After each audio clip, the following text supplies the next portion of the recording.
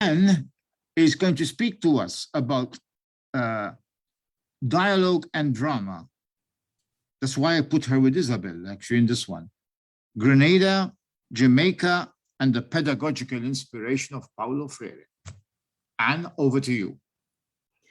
Well, you have to tell me how to stream it. We can see you, we can hear your voice. Joseph, what's missing? The PowerPoint? Okay, yes, because I couldn't share the PowerPoint while you were talking. So speaking, yeah, okay, good. Sorry, speaking. Yeah. I'll just find the PowerPoint. We all have books behind us, eh? Even in our homes. Have you read them all? I'm getting through them. I got some here, and boxes everywhere, and at university. Yeah. My wife was also a graduate, so she's going crazy with books everywhere. Right. Here you are. Okay.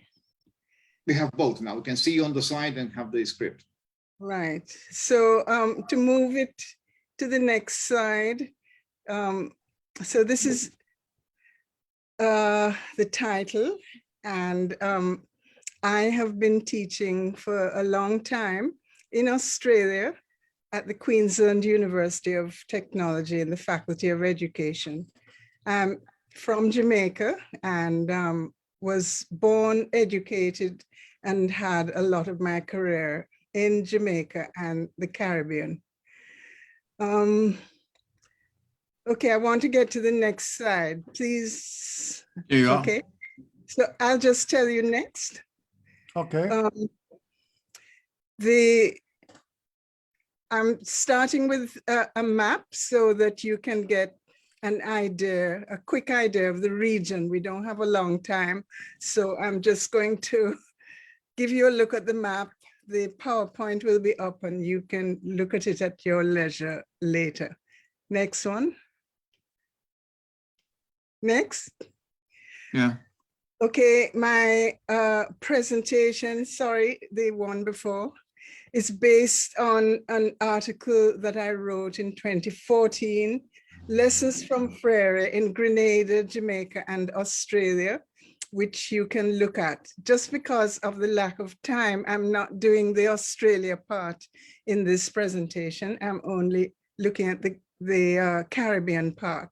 So my contribution is based on the two case studies, one in Grenada, one in Jamaica. I discuss how educators there applied Paulo Freire's philosophy and methods, working with the culture circle, encouraging reflective dialogue and thinking about thinking, and moving participants into the praxis of collaborative community development, theater arts production, and literacy development in the search for strategies to decolonize education and society. Next.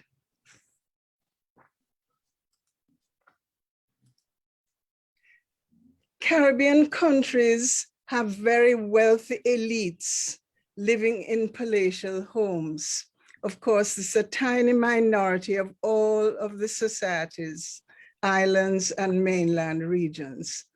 But there's a huge contrast between the wealthy, the middle income, and the poor, as you can see from these slides. Next.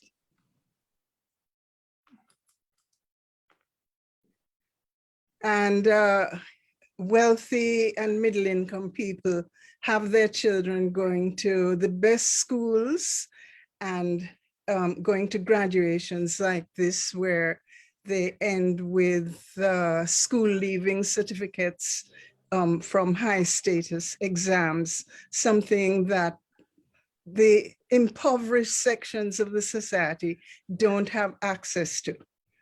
Next. Many impoverished urban settlements in Caribbean countries exist close to very wealthy suburbs.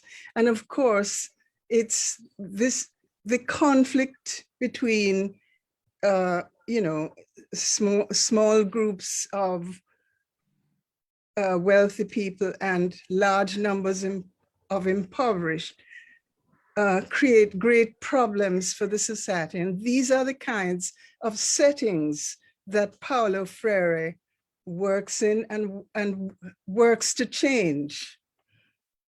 Next one.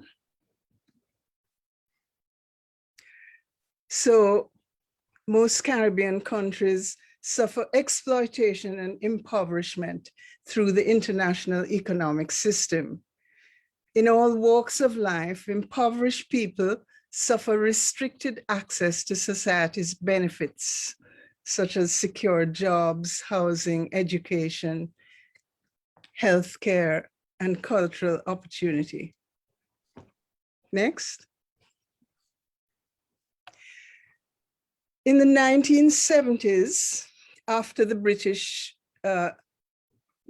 withdrew from having colonized the Caribbean for 300 years or more, there was a lot of social change and attempts to reverse some of the dreadful problems that they had left the society. And the Grenada Revolution, which took place in 1979 and lasted just 4.5 years, was one of these efforts. It probably went further than most in trying to decolonize their society.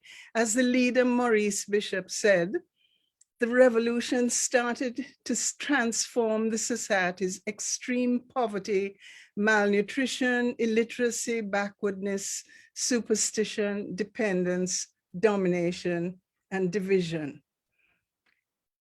Grenada is a tiny island with a population of only 110,000 people, but they made a very big effort to decolonize right after the British left, or a decade or so after the British left. Next. So we come to Paulo Freire's seminar in the Grenada Revolution, which took place very early in the process in 1980. I was very lucky to be invited as one of the facilitators to work with Paulo Freire and his colleagues from Chile, Colombia, and Mexico to help the educators in Grenada to move the situation forward.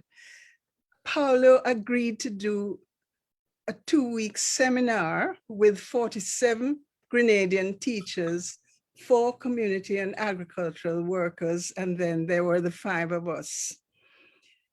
You'll be very familiar with the approach that Freire took in this seminar. It was something I had never experienced before or even read about.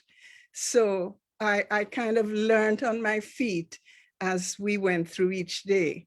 He divided the group into 5 study circles, dialogical groups of about 10, each led by a facilitator. And what surprised me was that there was no preconceived timetable and there was a very flexible structure, a list of themes for discussion about Grenadian education and possibilities for change. In the final 2 days, each of the 5 groups produced a booklet on its deliberations. A committee distilled the 5 booklets into one manuscript. I still have that report, a report documenting the workshop and its conclusions. This did not mean that the facilitators weren't well prepared. They were extremely well prepared. We studied the Grenadian and Caribbean education system, its structure, local conditions and problems, and the aims of the REVO, as people called it, the REVO, for changing it. Next. Next slide. So I thought, no, let's go back to the one before this. I wanted to just, because we have so little time, I'm just going to take a few of the things that Paulo said to us in the seminar. And one of the things that he really stressed was that the thinking subject cannot think alone, which I think is a wonderful title for anything about knowledge. He said, "It is the we think that establishes the I think and not vice versa." He said, we need to evaluate what we've been doing in the 2 weeks of this workshop. We must think about our thinking. What is the historical context of our knowledge? How is our knowledge shaped by this context? In this workshop, how far have we achieved conscientization? That is an informed critique of our society and our role in it that will help us change things for the better. It was wonderful that he was explaining this in, in his own words. Well, people translated for him. He spoke English, but he preferred to have it translated. He told us we need a theory of transformative action to change the present to help create the future. We are workers. Workers produce something material. We will produce written material, a book and or booklets to document what we have achieved and to discuss what this means for the Revo and the society. So apart from spending the 2 weeks talking about all the issues in education and bringing up the teachers' experiences, describing their experiences, naming their world, he then said, we need to think about what we have been doing and we have to produce something out of it. So, next one. Next. Achievements of the Grenadian Revolution were enormous for that tiny country. There were economic achievements, social achievements, political and cultural achievements. I've written extensively about these things, so we don't have time to go through them one by one. But one of the slogans was, it takes a revolution to make a solution. And people saw that happening every day because the ideas were so radical, that is from the ground up. It was things that they did things that really answered the deep problems that that were there from past history. Next. One of the important things that happened was a recognition of the beauty of vernacular language. And a visitor to Grenada, Chris Searle, an English activist, wrote a book called Words Unchanged, showing how the opening up of the vernacular in the revolution made a huge difference. Next. Next, Joe. All right. This was very encouraged. This was a young Grenadian poet, Merle Collins, showing how you could use the vernacular to make beautiful poetry. And there were festivals and concerts at which people presented their poetry, music, and so on. Next. Next. I wanted to read to you this extract because it gives you an idea of the difference of approach that happened during the revolution. There was an adult literacy program and further education program. And this was the kind of extract that the programs would use in the books that adult learners were given to use. We're this country and it wouldn't be a thing without us, nothing at all. Who does the planting? Who does the watering? Who does the harvesting? Cotton, coffee, rice, sugarcane, cacao, corn, bananas, vegetables, and all the fruits. Who's going to grow them if we don't? Yet with all that, we're poor, that's true. We're out of luck, that's true. We're miserable, that's true. But do you know why, brother? Because of our ignorance. We don't know yet what a force we are, what a single force, all the peasant, all the Negroes of plain and hill, all united. Someday when we get wise to that, we'll rise up from one end of the country to the other. Then we'll call a general assembly of the masters of the dew, a great big maroon of farmers, and we'll clear out poverty and plan a new life. That comes from a Haitian novel. And it was a kind of thing that the adult education program used, that I'd never seen anything like this before. I had worked in adult literacy in Jamaica, and it was a completely different approach. Next. Another thing that happened was the organization of women into asking and demanding things that women and children needed: maternity leave, school feeding, school assistance programs, housing, and so on. And this is a picture of the rally of the National Women's Organization, which was held. Bishop's speech there announced the establishment of a Ministry of Women's Affairs, the first in the English-speaking Caribbean.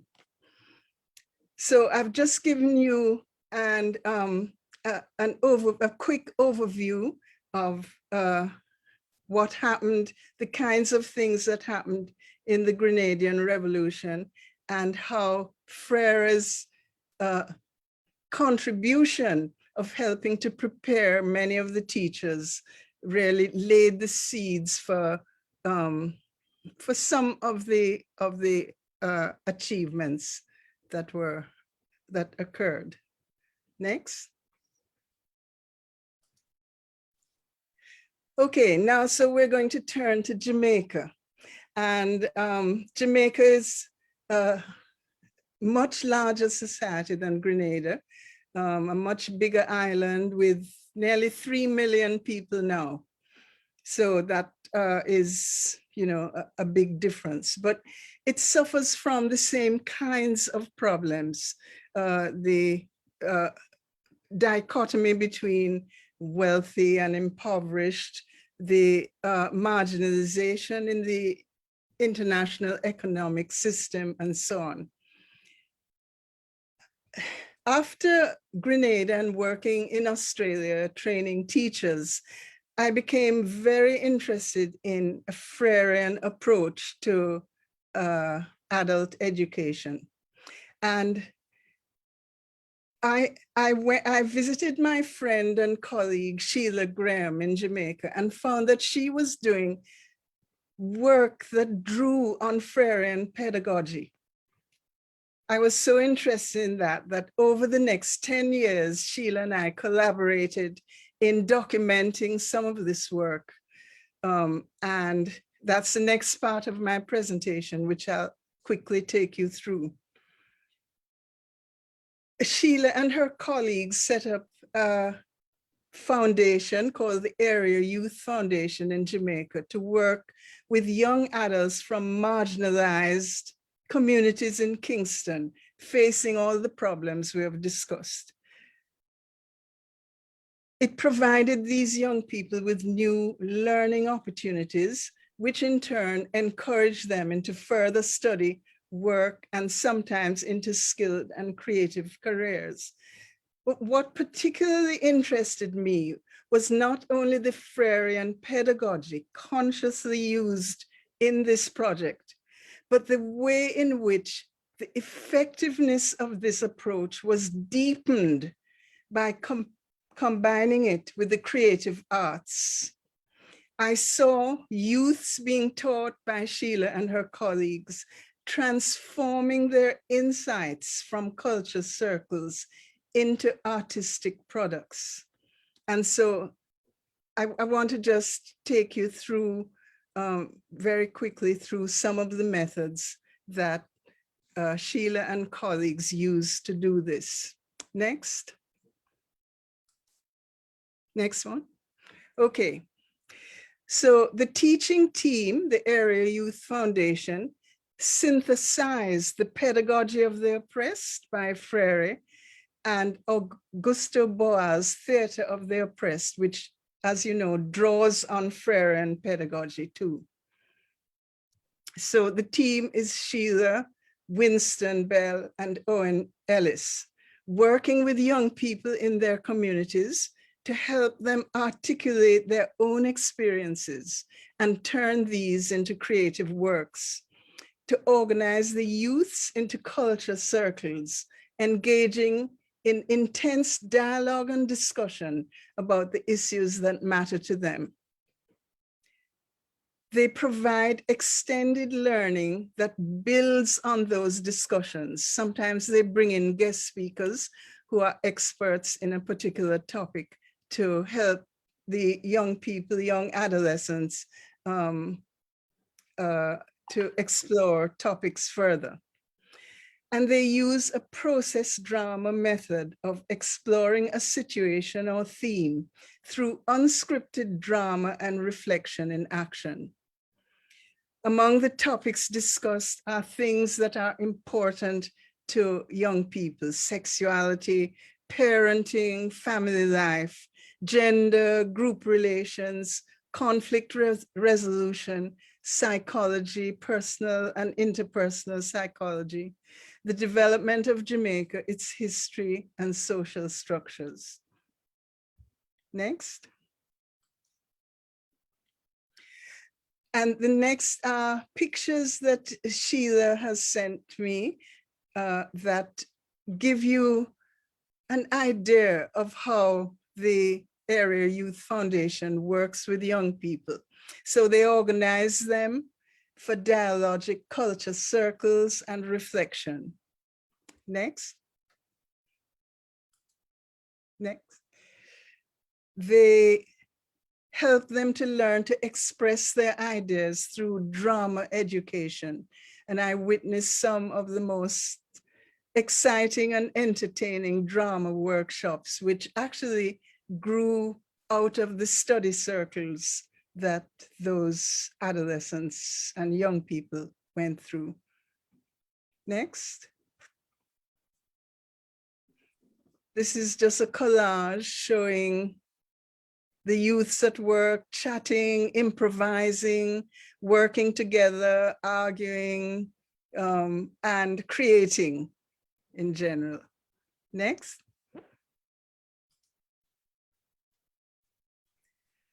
One of the first musical theater productions that came out of these culture circles of the AYF was a play called Border Connections, which the famous African author Wole Soyinka came out to help Sheila with. He and Sheila and her team worked together to prepare the youth to develop this stage play. So the kinds of programs that the foundation used was to organize youths to develop musical theater productions, skits, short films, illustrated booklets based on their culture circle discussions and analysis of community problems. Next. Another thing they did was to create photo novellas. They developed these based on their culture circle discussions and analyses of topics important to them. It's a different kind of photo novella book because the youths themselves acted out scenes that they then devised captions for in the booklets. So you can see how all of this is improving their literacy, their media skills, their communication skills, their confidence. To me, it was just a wonderful outcome of pedagogy that started with the approach of Freire and Boal. Next. There's a new phase for the Area Youth Foundation now. So I've just given you the historical phases from 97 to 2018. They did the organizational and educational work I've described. And the wonderful thing is that many of the graduates gained the confidence and skills to continue their formal education, some of them to university level. From 2018, funding was inadequate to continue the work, so they had to delay, stop it for a while, hoping to restart one day. This year, Sheila was telling me that former graduates are restarting the foundation as an enterprise under the name AY Crew. They're planning to link the same kinds of activities that she taught them, she and her team taught them, with a community college in Kingston. So this is a marvelous outcome, and we are looking with excitement to see what the graduates will do. Next.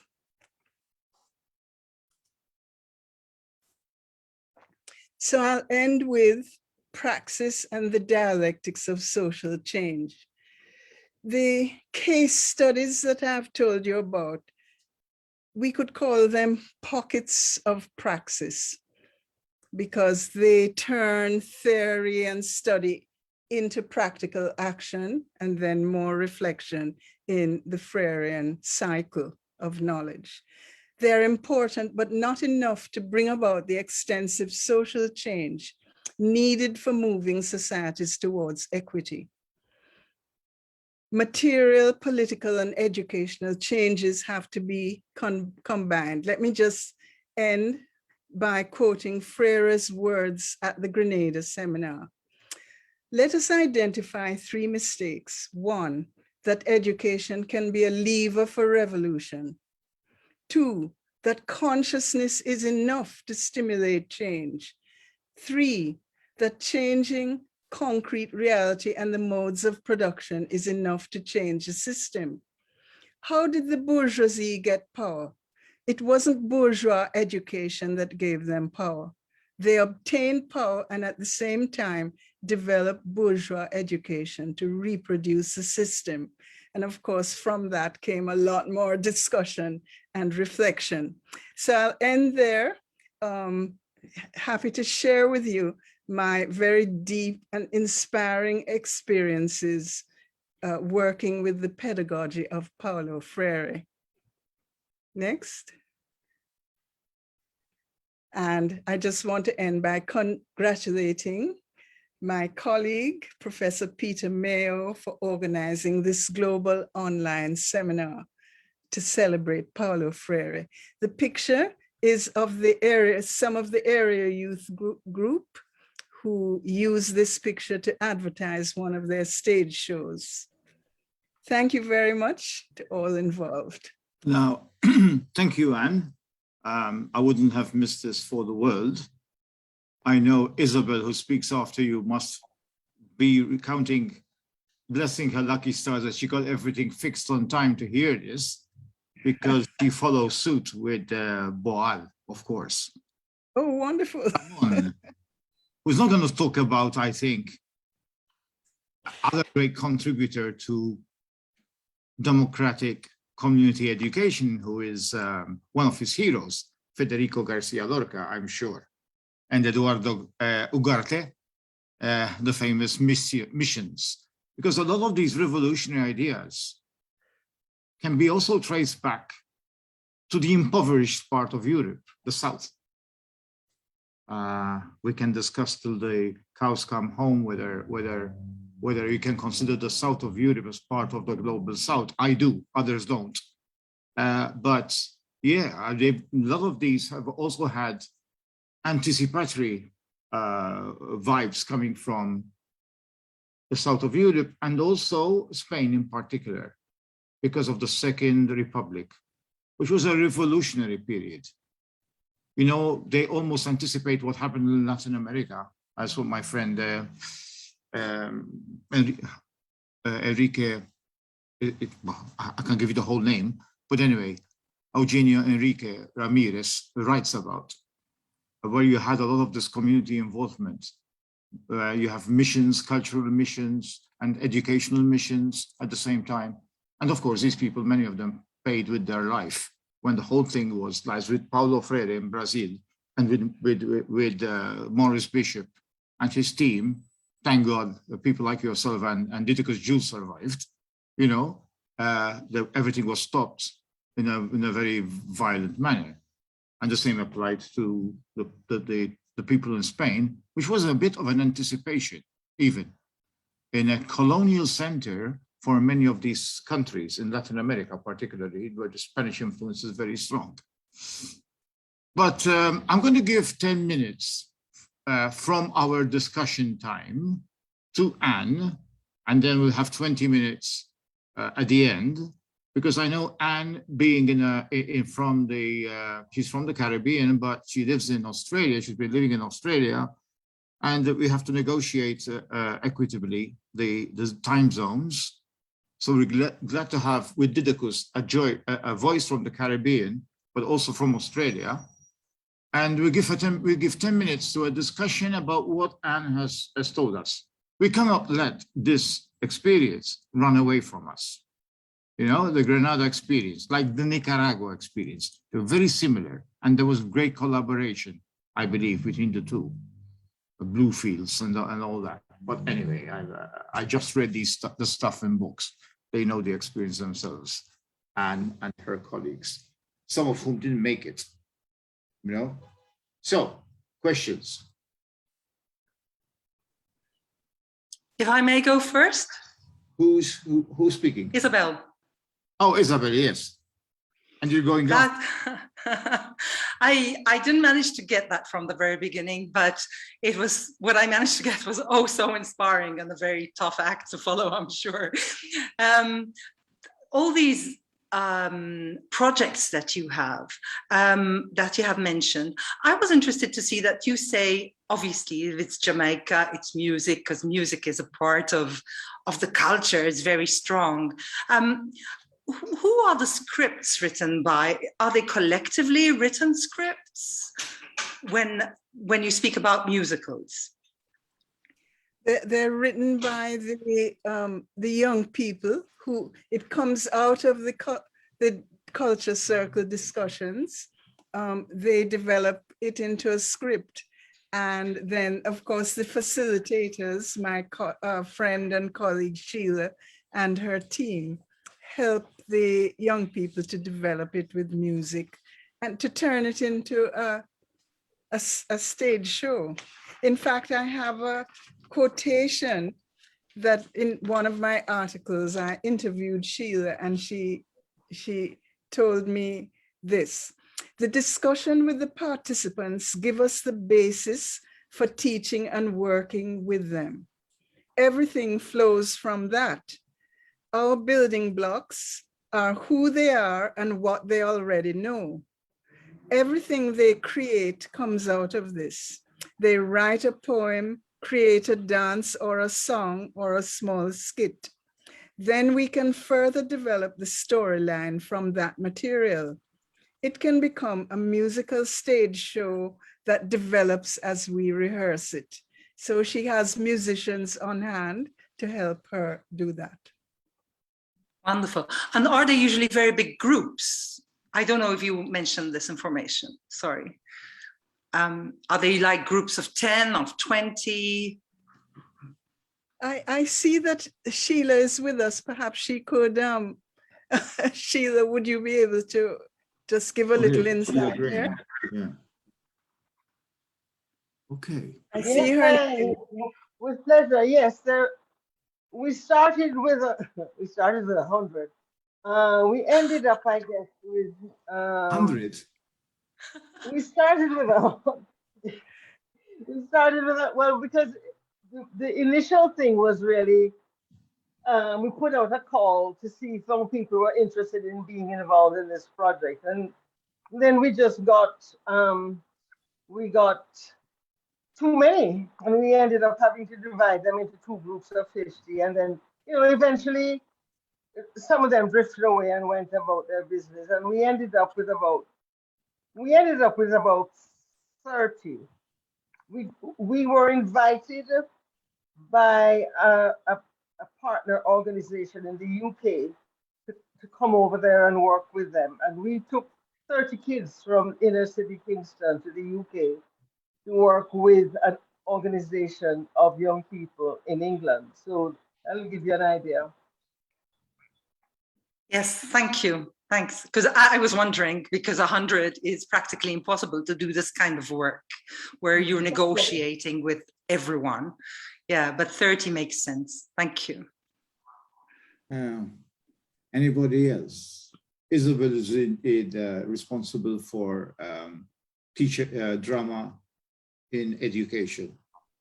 In our department, actually, we combine adult education with theater, community, open communities, etc. And she's Right. very Boal, as many Maltese are actually. Yeah. Anyway, I'm trying to match people, convivial. Yeah. Any other question before we allow Anne to go to bed? Well, now You that work I'm for the night. Come on, Anne. I know you. it's nearly midnight, so I'll stay up for a little bit longer. Yeah. Well, in Spain they tell me that's too early. Ramon has a question, right? You have a question, Ramon? ¿Tienes una pregunta? No? Okay. Anybody? I've met, Boal is so popular. In Palestine, we had a presentation on Palestine yesterday by an Israeli citizen, but very open and very supportive of the Palestinian cause. Very courageous presentation. Taldoor. And in Palestine, I did some workshops with Nur Marsalha. The amount of work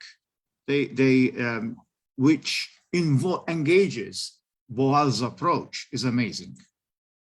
And I'm becoming more and more confident. I love drama a lot.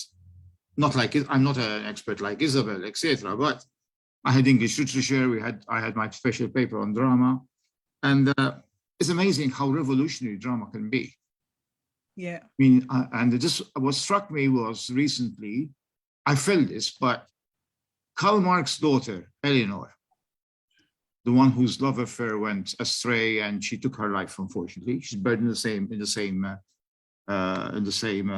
grave as Karl and his wife and his other children. She was an actress. She started as a teacher and then dedicated herself to acting. Being a woman, she couldn't go to university, or she probably didn't need it because she had her father's library. And her father used to explain to her, used to take her to the British Museum with him. And he's writing about labor theory of value, working on capital. And he'll tell her the whole thing, the thesis, in the form of a story. Wouldn't we love to have those stories? But she couldn't. She died young, 43. But more than that, she was very much obsessed by theater, probably the theater of ideas. She learned many languages, one of them being Norwegian, precisely to translate Ibsen into English. And she was the first one to translate Enemy of the People, which, as you know, was not one of his major plays for Ibsen, but Arthur Miller later really, promoted it in the United States, expurgated it because there are some really eugenics in it, which wouldn't go down well, even with McCarthy at the United States. And she was an actress, and she performed alongside a famous Irishman by the name of George Bernard Shaw. I mean, no joke. I mean, she was a professional actress. This was Eleanor Marx, and her husband, the one who caused her distress, whatever it was, because she discovered he had an illicit marriage on the side, and that's probably made her take her life. She took it very badly. That's Edward Aveling, who was one of the editors of the Capital, right? Together with Samuel, I forgot the other surname. He was also an actor. He played, and they translated. She translated into English for the first time. Check this out. Listen to this. The Doll's House. A Doll's House, which goes down very well also with Marxists. Antonio Gramsci wrote a famous review of its performance, where Evelyn played Dr. Stockman, George Bernard Shaw, the other character, the intruder, and she played Hedda Gabler. She played Nora Helmer, not Stockman, sorry, Helmer, Mr. Helmer. And she translated that. She earned a living translating and acting. And she is on record as having said, she followed her father, although she was very much proud of her Judaism, unlike her dad, okay? Unlike her grandfather, who wanted to get integrated into German society, so did a marriage of convenience in the Christian form. She saw revolutionary potential to carry out the kind of revolution that her father was what's the word, auspicando, was hoping for. So theater as a revolutionary tool, but of course, theater is like education, it's like any other thing else. It doesn't change things on its own. As you said, quoting Freire, we tell this also to our students, it's an ABC of social education. Education is not an independent variable. It contributes, important. It's important to have it. It's important, you cannot do without it, but on its own, it doesn't. Anyway, now I'll move over to, does anybody have a final question for Anne? Yes? Irene Cenamo, from Austria, but Italian. You have to unmute yourself. Today from Austria, not from Italy. Today from Austria, from Klagenfurt. You are Italian, of course. I am, yes, Italian, but my mother is German speaking Italian. So it's a little bit difficult, South Tyrol, where I'm from, the border between Austria and Italy. Yes, I am definitely enthusiastic and have myself worked a little bit with Teatro degli Oppressi and psychodrama in my humble self in South Tyrol, and which is a border country with relatively problematic situation, not yet, but in the past. And I am currently working in Austria and more in Germany, and unfortunately experience often resistance when I try to speak or research or do some practices such like the examples here. And so they tell me how is where is the output, and they are so labor market oriented, and so I'm wondering what we should do with this tension between I know this is critical pedagogy and I'm critical, but it's not so easy when the mainstream is so different at the moment for our work in adult education.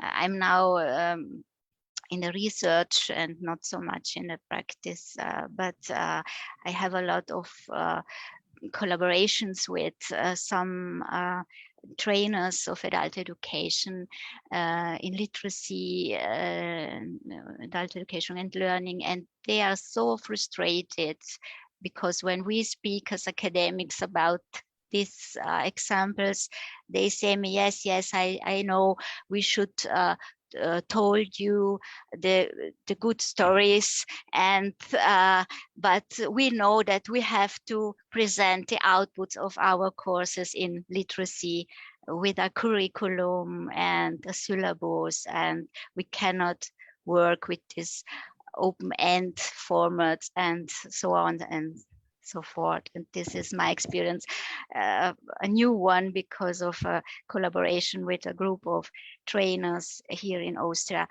They were angry and frustrated, and they told me that we are so far from the reality in the praxis. Yes, that's my struggle with all these beautiful things. Would it be possible for you to take the prescribed syllabus to the class, show it to the students, say, this is what they want us to do. Yeah. We are actually going to do it my way. And doing it my way, we will cover at least some of the things in the original syllabus. Okay, it's a good idea. Our way being a Freirean approach. Yes. Yeah. We're going to use a Freirean approach, and you will see How to that solve we it. will have explored all the things they want us to in the syllabus, but in a different way. Now we'll have a shorter general discussion. It's my opportunity to present my colleague now, both in the faculty, in the department as well.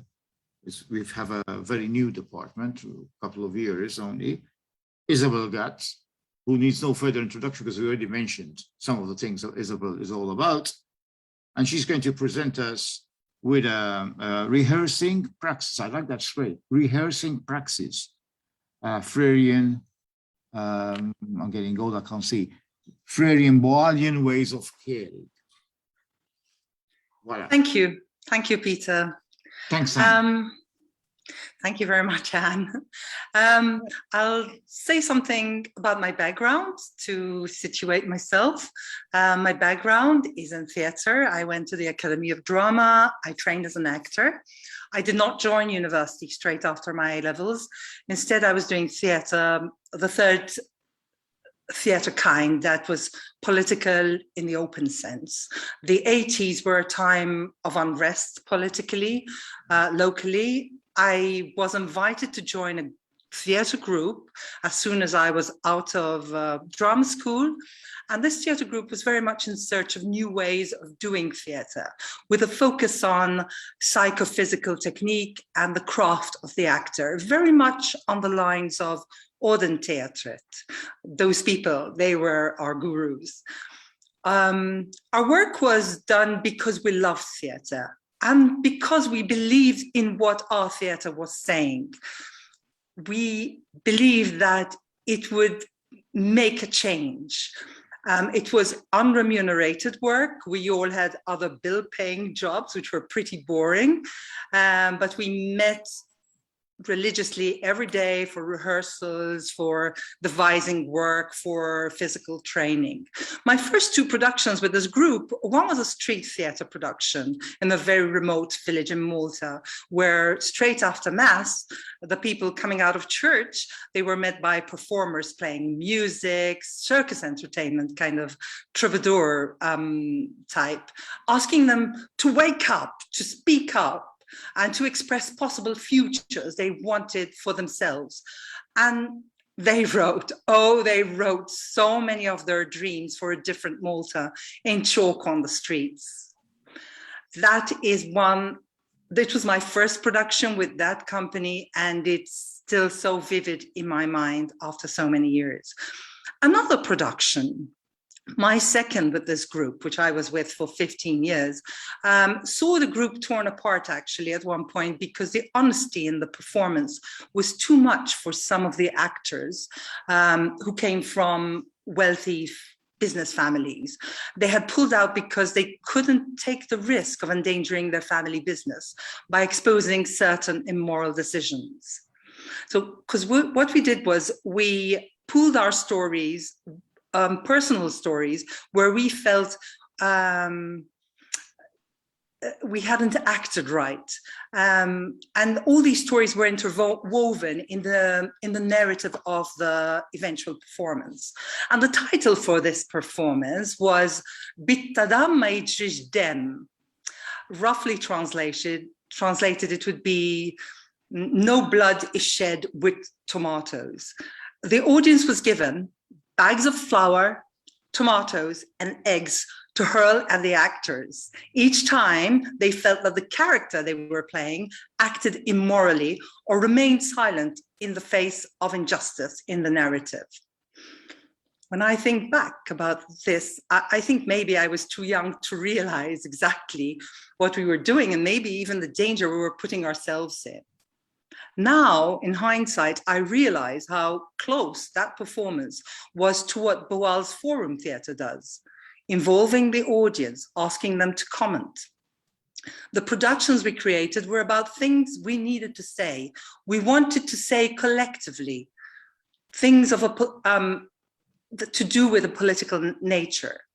I have since worked in community theatre as well as creating work for children and with children as I moved into education.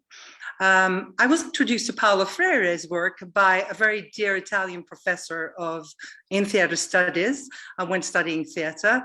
Her name is Loredana Perissinotto. She spoke with such passion. She'd been to Brazil, worked with people there, and she spoke with such passion about this pedagogist.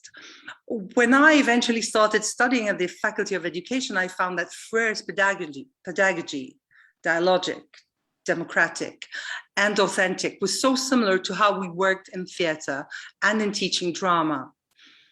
It was like coming home. Here is a pedagogue who speaks about the importance of hope and love and believes in the power within everyone that could be unleashed when teaching, when being taught from the heart. The importance Freire gives to doubt is very interesting for me. It is also linked to other virtues, obviously, such as humility and openness, which he speaks about. And they've always struck me because I feel they are so important. Freire's notion of being less certain of one's certainties as we negotiate our ways in the world links to the uncertainties with which I approach the teaching of drama through a pedagogy and the process intended to give the students an experience and an understanding of theatre making rather than packaged knowledge as a commodity to be learned and attained. In trusting the process in drama, in doing theatre with young people, messy and uncertain as it seems at times, the objective is to offer an experience of embodied practice as we collectively negotiate and explore the text physically, imaginatively, rationally, and emotionally. I would like now to put on my PowerPoint. Joe, I might need your help. Okay, share screen. And your PowerPoint? Yeah. Yeah. That's it. Yeah, you're seeing it and I'm not seeing it. Hang on. We're seeing a UM thing, University of Malta. Mm-hmm. Hang on just a minute. Just a minute. That's it. That's it. Praxis. Okay. Right, rehearsing praxis, Freirean and Boalian ways of caring.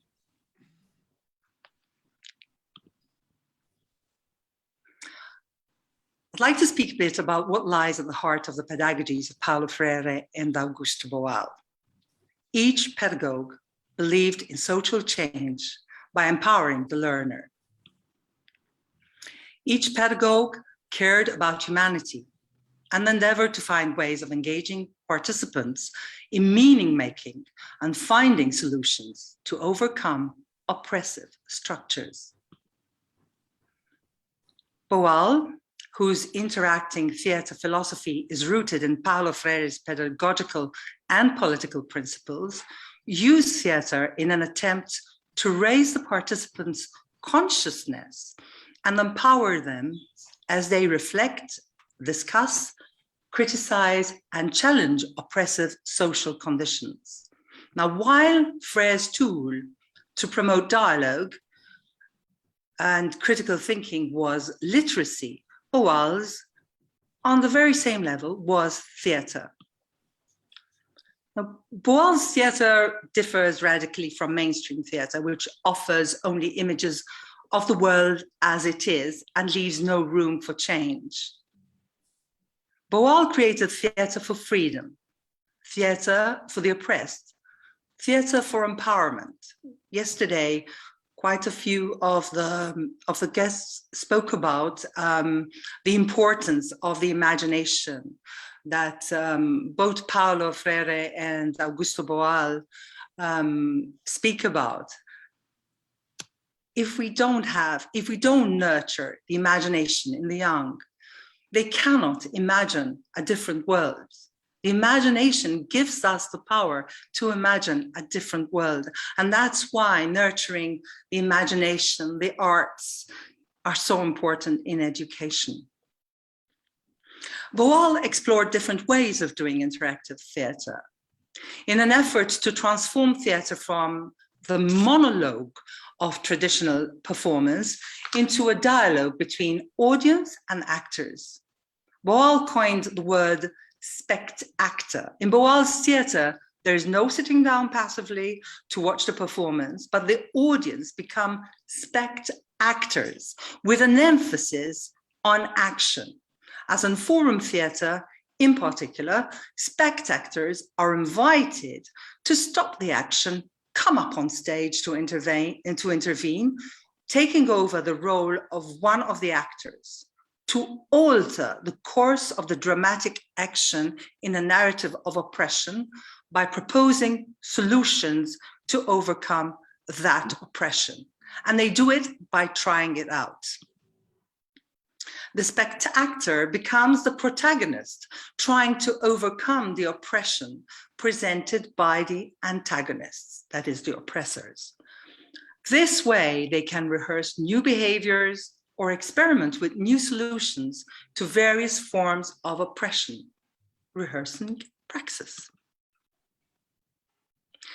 Theatre, process drama, creative drama, forum theatre, all create a safe space and a mode in which to discover and explore ideas, opinions, emotions, relationships, similarities, conflicts. In other words, a space and the mode to share and connect. The pedagogy makes space for all participants to learn together, protagonists, actors, and audience alike.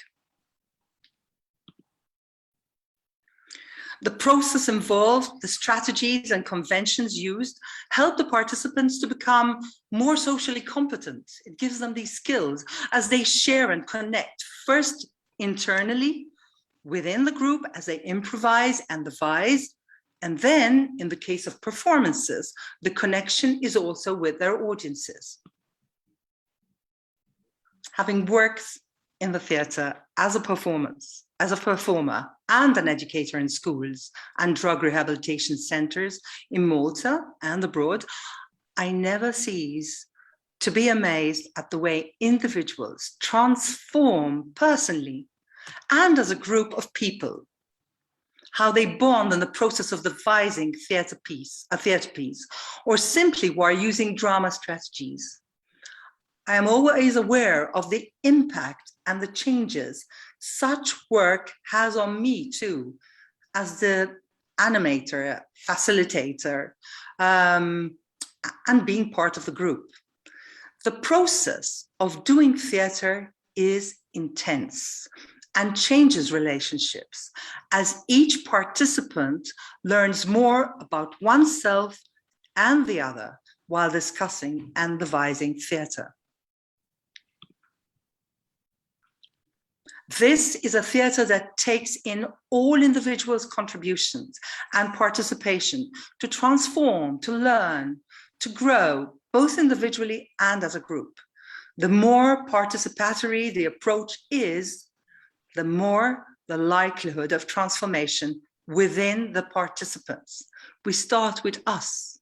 This is even more effective when the issues chosen to focus on are political and social issues, issues that are considered to be problems or controversies, issues related to moral values, rights for the voiceless, poverty, racism, sexism, and political impotence.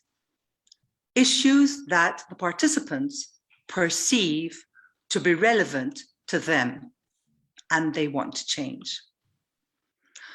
What fundamentally unites the practices of Boal and Freire is dialogue. Dialogue as a true praxis of action and reflection, fostering but not dictating action. Augusto Boal's Forum Theatre is a medium for dialogue, a means of communication using physical, verbal, and aesthetic language on emotive issues, exhibited in a safe environment with the potential of turning problems into solutions, a space to rehearse praxis. The combined insight of Boal and Freire provide the foundation for a theory of radical and adult education.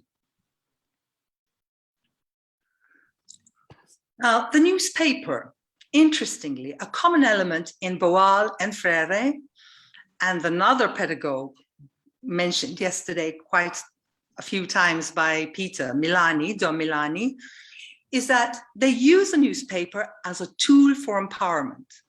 As pedagogues, both understood the importance of critical engagement with current issues reported in the media.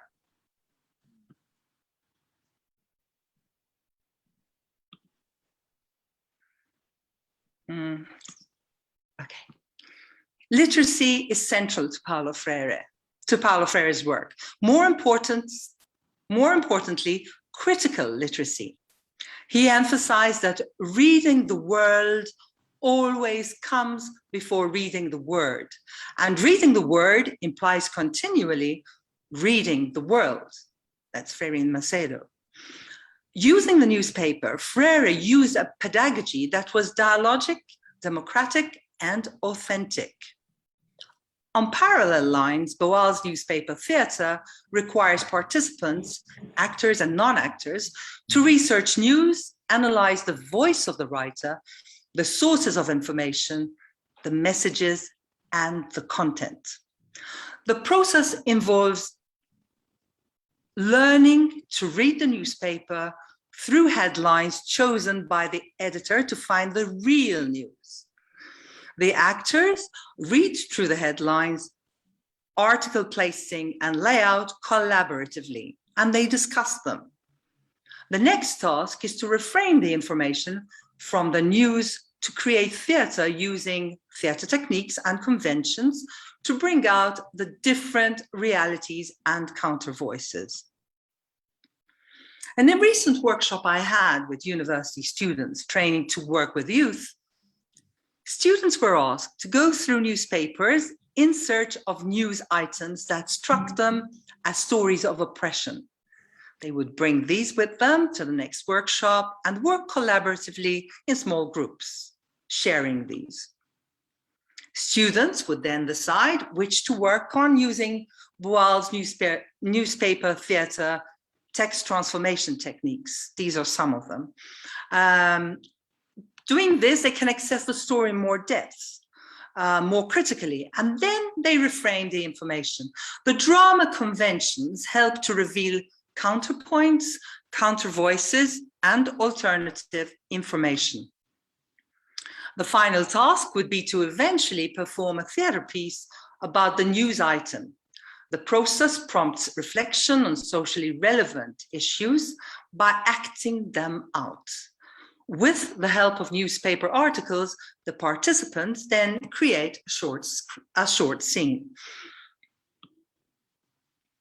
So the students brought an article about a violent attack by 4 young men on a lesbian couple that took place on the upper deck of a London night bus, May 30th, 2019.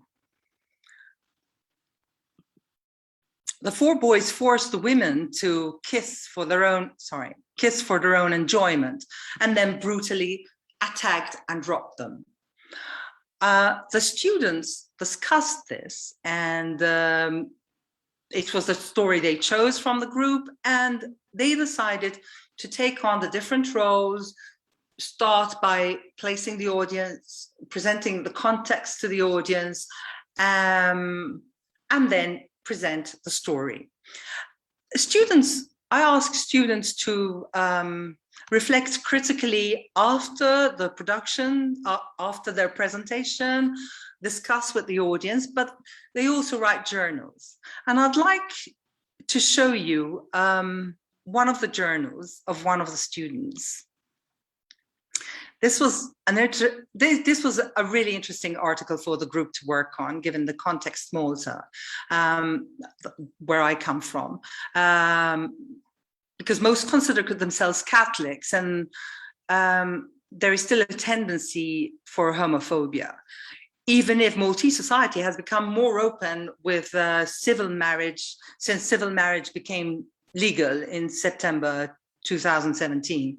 The group of students that worked on this paper article introduced the scene with one of the daughters coming out to her mother. And she wrote, the girl who took on the part, well, the woman who herself has a teenager at home, she took on this role. And she wrote, within the group, we decided that the character I was playing would act harshly towards her daughter in an effort to shock some sense into her. Playing the oppressor certainly helped me realize more the hypocrisy of homophobes, as I really could find no convincing argument to rebut the daughter's arguments, which sounded more genuine and convincing than mine.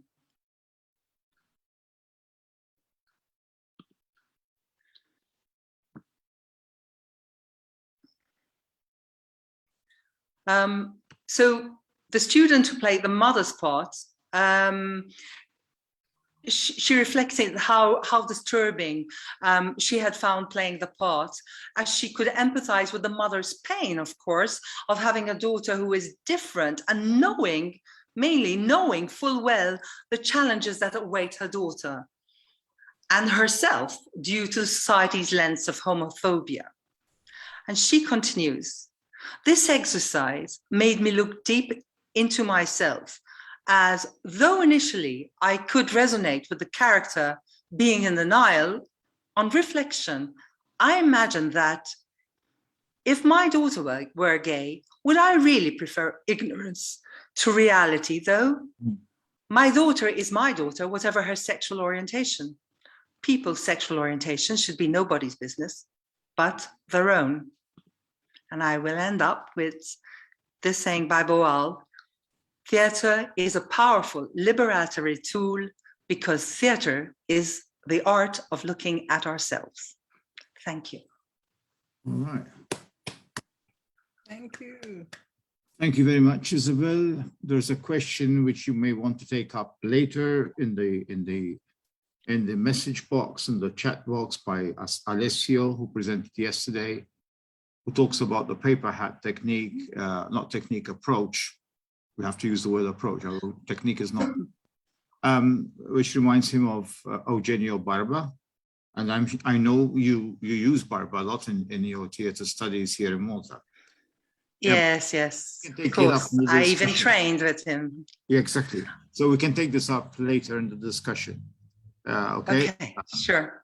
Now our next speaker, of course, one can wax lyrical about Boal and etc. Well, I wanted to remind you, I was going to say this, and I got in Palestine. They use a lot of Boal at the Center for Community Development, whatever, at the Al-Quds University inside Old Jerusalem.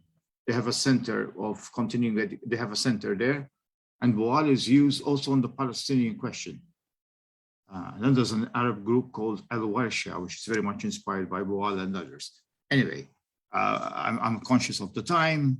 I don't want to be a time fascist in the sense that, you know, like we're all mature people here. We know each other. We know each other's work. Think only about the last person in the session whose time will be curtailed if somebody goes too long. But you know, I'm just saying. For the first time in this conference, we have a Brazilian. There are going to be other Brazilians, believe me, even today. But we had Argentinians yesterday, now Brazil, Paulo Freire's own Brazil. Although the presenter, Anna Cruz, a good friend of mine, who just organized a conference on Freire, by the way, last week. And it was an honor for me to participate from London to her conference. Anna Cruz is very, very much involved in critical pedagogy. You know, very much published in critical pedagogy books. We know it from the same sort of circle of friends, etc. You know, Henry Giroux, Peter McLaren, etc. as part of the Shirley Steinberg and many others anyway. Antonia, who can forget, Darder, etc. She's going to give us a presentation, our first Brazilian to present, although we have people who are in and out of Brazil here, especially from Italy. And she's now going to take us from, if I read this correctly, okay, from the title, still within arts, creative arts, this time with music, for the disabled, Anna, over to you. Music and deafness through Paulo Freire's concept of esperançar, which has a double meaning, eh? To wait. Thank you. And to hope. Yes. Thank you, Peter, for your kind introduction. And I'm very glad and thank you for the invitation to be here for all of you.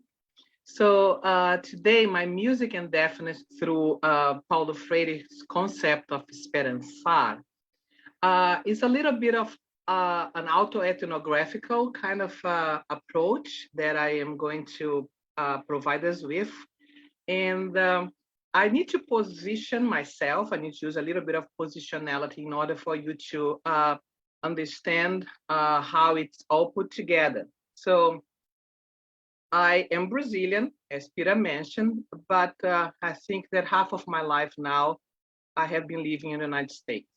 And that transition of me leaving my Brazil and leaving basically my country to relocate to the United States was basically the task of a Brazilian deaf girl. It was because of her that my life basically changed 360 degrees.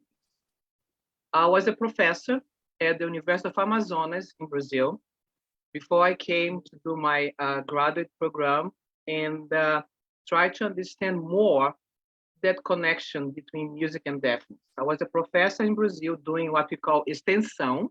Freire did a lot of extensão, which is related, or the way you can translate, it's like a community engagement.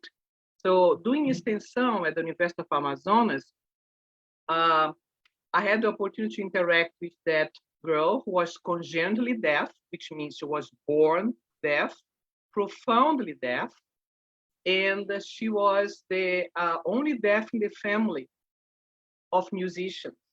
And she did not see her deafness as a way to stop her to engage with music. So that started the search for a place in which she could learn how to play the piano. That's what she wanted to learn. So she was in love with music. She grew up with music around her, parents and siblings making music all the time, especially over the weekends. And she felt part of that, and she wanted to continue to be part of that in a more, according to her perception, a more professional way. That's where I came into the picture, right? So I had just finished a specialization degree that prepared me to deal with the area of special education in general. And I always sort of like prepare the background to teach music for people who were blind, but I never imagined teaching music for someone who was deaf, right? So during that time, I was in the art and music department. I was not in the teaching or pedagogy kind of college or department. I was in the art education, music department. So that was what I call my previous life, right? So there was basically now preparing to teach the piano for that deaf teenager. And getting really engaged with that whole process make me more curious and make me want to know more and learn more. So her hope that grows hope for an opportunity to become a musician, sort of speak. She wanted actually to play the piano. Her dad was a professional musician, and she wanted to play like with him. So she has the hope. She really had the hope to become literate and become a musician herself. So that is where the whole idea of esperança, as I put this presentation together, came about. And the esperança from Freire. I have been talking about music and deafness from many different concepts of Paulo Freire because they actually fit the thing. I have talked about music and deafness from the perspective of conscientization. I have talked about music and deafness from the perspective of respect. And now we are doing about hope, right? So when you talk about hope or esperança, I want us to understand what is that all about, just in case you have not heard yet this concept. So I'm presenting you here with esperança in Portuguese because I believe in the power of the language in the real format, and then I will make the translation so you can contextualize also in your own language. So esperança in Portuguese is hope as a noun, okay?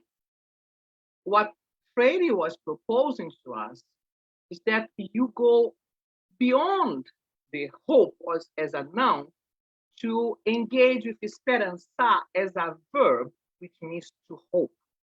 Okay, so hope should not be still. Hope should not be passive. Hope should not be a wish that never comes through. So Freire says, é preciso ter esperança, mas ter esperança do verbo esperançar. Porque tem gente que tem esperança do verbo esperar. So in Portuguese, as you see, esperar and esperançar, you have the verb esperar, which means wait. But it's not the same as what Freire proposed, which is esperançar, right? So he basically says that there are people who have hope from the verb wait. And then he continues, e esperança do verbo esperar não é esperança, é espera. Like I said, it's wait. Esperançar é se levantar. Esperançar é ir atrás. Esperançar é construir. Esperançar é não desistir. Esperançar é levar adiante. Esperançar é juntar-se com outros para fazer de outro modo. So, in other words, esperançar is to get up. Esperançar is to go after. Esperançar is to construct. Esperançar is not to give up. Esperançar is to go ahead. Esperançar is to get together with others to make in another way. So it is very powerful if you think about how many people have hope, and many times hope in a way that some religious belief make people passive in their hope. So I actually have a colleague who he claims, I don't have hope. And it's pretty sad when you hear he's saying that. And I had a big discussion with him. I said, how do you mean you don't have hope?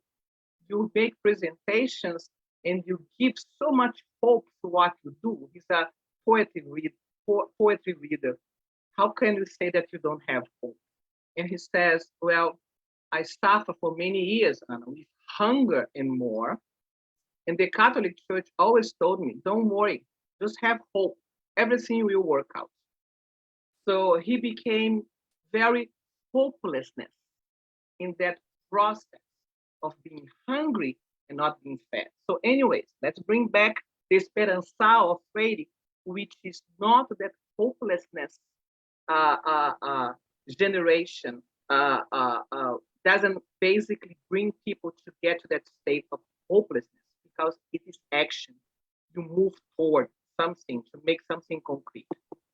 So a little bit about the journey. As I started by saying, was a congenitally deaf Brazilian girl she had an interest in music and particularly in play the piano. No schools, and there was no understanding. There was no understanding about her human existence and needs as a deaf girl. During that time, it was the late 80s in Brazil. There was no sign language in schools. There was only the oral method that was being basically taught. So deaf people need to become what we call hearing and hearing minds. So that was what we perceive as being normal. So deaf people had some type of abnormality. They didn't fit well in the bell curve. You know, that whole idea that we created, developed in the mid-19th century, the social construct of normalcy, right? So then bringing back here Freire's hope as an ontological need, you know, that was how I engaged in that journal. That journey. So the ontological need of whom? Actually both. Mine as the teacher, the instructor, who was curious, who was caring, who had love, and also who had rage. I was enraged when the father of this girl approached me and said, there is no place here in Manaus that people are interested in teaching my daughter how to play the piano and how to engage in music. So we basically look into education in hope, as Paulo Freire described. You know? So that hope that can provide understanding, not just for that particular girl, but also understanding to all of us who claim to teach people of different needs, with different needs, with different with different participation in the world. You know? The way she participated in the world was basically assigned to her by other people who did not even know her needs and her experiences. And that is how we do many times education, top down. So a little bit about deafness and music, the time we have. So the way that I study, the way that my work, my research is conducted in regard to deafness and music, and I know that I am one of the very, very few around the world doing that, and I don't say that with his stubbornness. I say that with the responsibility to know that I need to have it shared even more for more people to do what I'm trying to do, which is to understand deafness, not from the deficit model, from the medical model, because deafness does not need fixing. Deaf people are basically satisfied and happy in being deaf. It's another way of being in the world. They don't need to have cochlear implant or hearing aids unless they choose to do so. That must be a choice, not an imposition that is created by the medical industry, pharmaceutical industry, and we in education just follow that process. And deafness is socially constructed because we basically define what is normal and what is not normal, based in a society that emphasizes ableism. Humphreys basically have a work done in 1975, Tom Humphreys, that he talks about audism. In the same way we deal with racism, sexism, you also have audism. We are prejudicial against people who cannot, quote unquote, normally hear from the hearing canal, from the hearing path. Deaf people hear through and with their bodies. They understand sound in a different way that we understand. And that is how they also love and like to engage with music. Now, there is something very interesting in what we call the deaf versus the hearing world. Yes, we have conflict, not just in between people who are they call themselves normally hearing, but we also have some resistance within the deaf world. Why? Because they incorporated the perception of the colonizer, of the oppressor, which always defined them as deaf, therefore not able to appreciate music. So they internalize that when they see another person engaging with music. What do they say? You are crossing the world. You are becoming a hearing mind. Very interesting.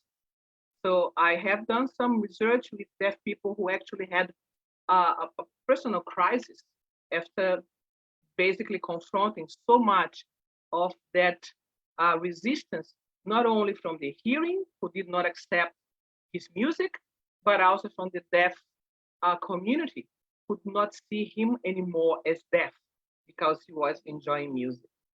So music becomes, in many ways, and music is identified with the hearing world, becomes a hearing characteristic. So there is a lot of marginalization and oppression of the deaf community by the, what we call the normally community, the oppressor in this case, but also there are different levels of let's say there are different. The deaf community is not homogeneous. Let's put like that. The deaf community is very heterogeneous, as in every community that we know. There is intersectionalities in many forms and shapes. There is the Black deaf, there is the homosexual deaf. I mean, there is a lot of intersections in there. And many people think that, oh yeah, the deaf community is completely homogeneous. There is also the discussion, many deaf people do not like the labeling of disabled. So I'm actually I'm having a project working with deaf people where I was labeling it a little bit disabilities, and they said, Anna, don't use that word, because with disability, sometimes people think that we need fixing. I don't want people looking at us as we are in need of fix.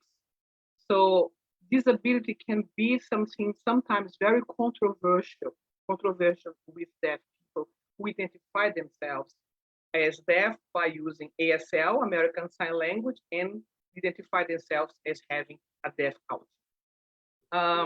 So Esperança, going back to Freire, then became, and still is, a vehicle to lead to transformation, a framework for investigation and understanding about the challenges and the possibilities that are ahead of us, to interrogate what do we know about deafness, and what do we know about deaf people who want to engage with music activities. So our way to become more together. I think our humanity knows very little. I mean, our humankind knows very little about other groups who are sometimes don't mirror exactly the way we look, the way we see the world. So there are a lot of questions. You ask me, are there deaf people who do music professionally? And the answer is yes. The 21st century has several deaf people who actually are professional musicians. I actually interviewed not so long ago a musician, a deaf musician from Finland, and he's very popular. He travels around the world. He does hip hop, and he's very famous. And his hip hop is all about social justice and social understanding of the deaf condition. So we need to be out of our cages, and I will finish with one sentence with one thought by Paulo, again bringing back a hope. A serious, correct political analysis is to unveil opportunities for hope, no matter what the obstacles may be. Thank you. Okay. Muito obrigado. Thank you very much, Anna. Just quickly, names keep coming out. People I should have invited, talking about disability, you talk about music, disability, etc. Susan Peters, I've lost track of her. She's based in the United States, did a lot of work around disability and Freire, but of course, not necessarily with music and this aspect of the arts. I'm seeing a lot of faces here. I'm wondering about one person only, Nita. Is she around? Just to, you know, this will be a big disappointment if she does not turn up. I'm sure she will. Now, let's move over to, I'm seeing another familiar faces here. Let's move over to the final presentation of the session, but I think we took a bit long. We can skip the break. Anybody can make a coffee as we go along, except me, of course, having to anchor this, but I'm going to ask Joe to take over for the next session. Ramon, so we have people from Spain. Now we have a person from Spain, to be more specific, from Barcelona, so in the Catalan area of Spain, but he's Basque. Ramon is a household name on critical pedagogy, coming from the part of the world in which I am located, and Isabel and some of my colleagues here from Italy, etc. He's obviously from Spain.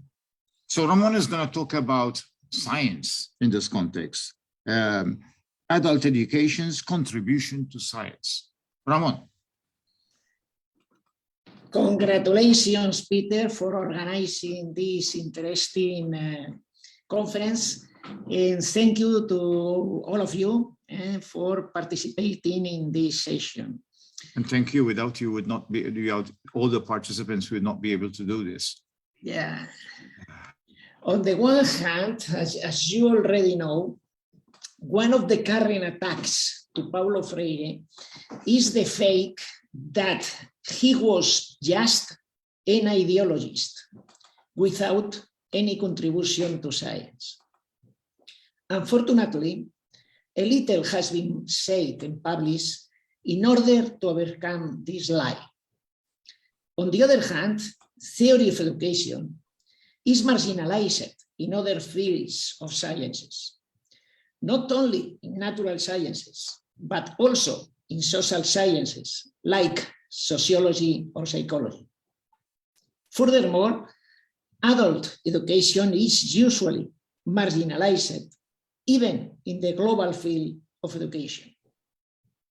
My presentation shares with you evidence about the extraordinary Freire's contribution to science and how, due to this contribution, Paulo is the theorist of education that has been more quoted and influential beyond education in all fields of sciences. And also that due to this contribution, Freire is the first social artist. Freire spoke out clearly and left words such as those in this quote. I am absolutely certain that the educator must personally submit to scientific rigor. There are those who have wanted to oppose feelings to science, but the reality is that feelings are the roots from which the best scientific fruits sprout.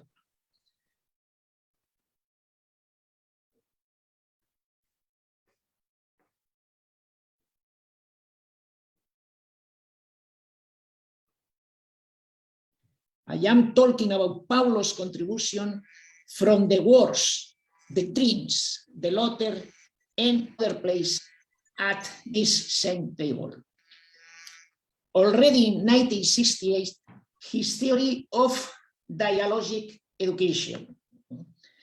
Can you hear?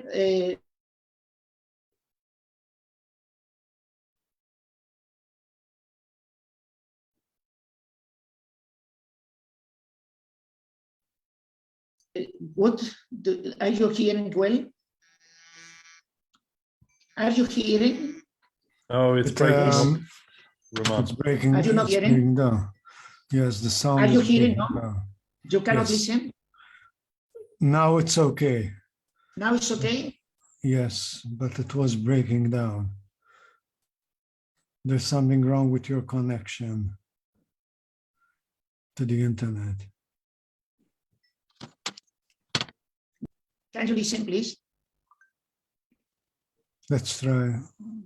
Are you listening? No, yes, the connection is now stronger.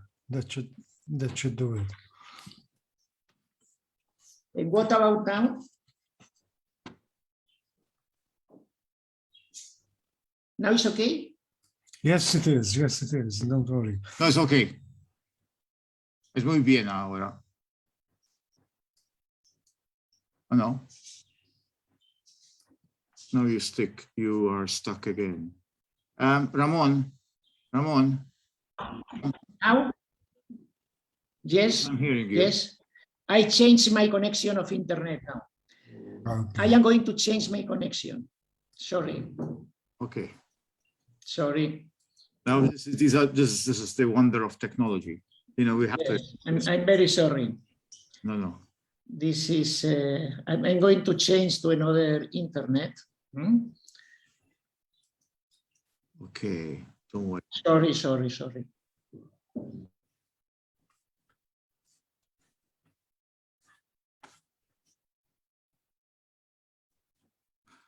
Freire in science, that's interesting, yeah. I know he writes a lot about scientism, which is different, but which is very critical. Okay. What about now? Fine. Fine. Yes, I changed the connection. Sí, muy bien. So I am going to follow. Okay. Freire published already in 1968 his theory of dialogic education. 13 years before, Habermas published his theory of communicative action. Today, and much more due to the pandemic, sciences are in an intense process of transformation with the emphasis on an increasing dialogue between science and society. Just as one example, the largest scientific program in the world, Horizon Europe, has today, for all fields of science, two main priorities from a clear dialogic orientation, and introduced through a revolutionary process that had been led by dialogic adult educators.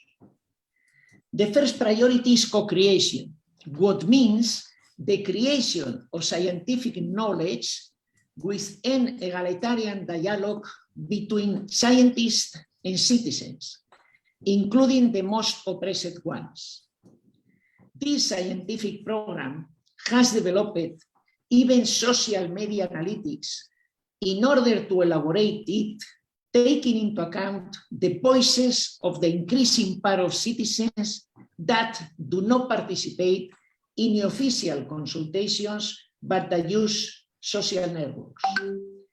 The co-creation is part of the dialogic works of authors like Paulo.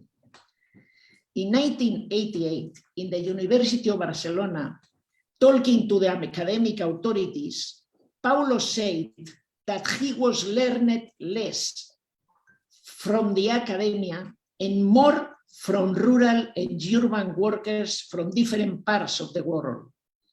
At that time, it was common to teach students saying that those authors who make egalitarian dialogue with citizens were not theorists, but just humanists.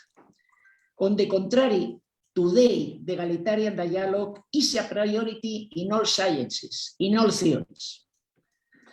Another of the current priorities of all sciences is social impact, that the knowledge created by theories improve society in reality. Freire spoke out clearly against what he called blablabear, talking and writing without improving anything in practice, without transforming reality. What people like Freire did and published, promoted all over the world, is what today's citizens demand and require to theory in all scientific fields under the name of social impact. Dreams in scientific ability are prerequisites for the improvement of educational outcomes to which all children are entitled. Without such improvement, segregation is promoted. There are those who present as revolutionary that the popular sectors do not learn the educated standard, the dominant knowledge. There are even those who say that this was also Freire's proposal. However, Paulo wrote that working class children have to learn the dominant syntax in order to better fight against the dominant. They have to learn the educated standards. To question that the popular sectors learn the dominant knowledge is not revolutionary, but very segregating and therefore deeply reactionary. The intellectuals who present this questioning as critical do not apply it to their own sons and daughters. They call revolutionary that popular boys and girls do not finish high school, while they worry about their own sons and daughters going on to higher education. The Copernican scientific revolution was part of a Renaissance project of unity between science, ethics, and aesthetics that was represented, for instance, in Botticelli's painting The Birth of Venus. In terms of ethics, it is clear that the scientific knowledge that Freire brings us is good. It improves the living conditions of citizens, with emphasis on the most oppressed people. In aesthetics, it is very clear that they bring social beauty.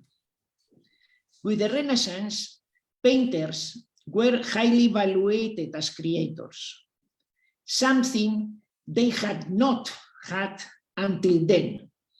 They were considered just as handworkers. In the current 21st century, the evaluation as social artists of people like Paulo, who created and create social realities, no less difficult and no less important for humanity than painting creations. This recognition is beginning, and Paulo Freire has created new social relations, new educative relations. This creation will be considered in a few years as a new art. I end this presentation by saying that people like Freire also open it up to other very diverse people, such as those of you who are participating in this event today. The possibility of also being social creators by recreating these same improvements in their own context. Thank you very much.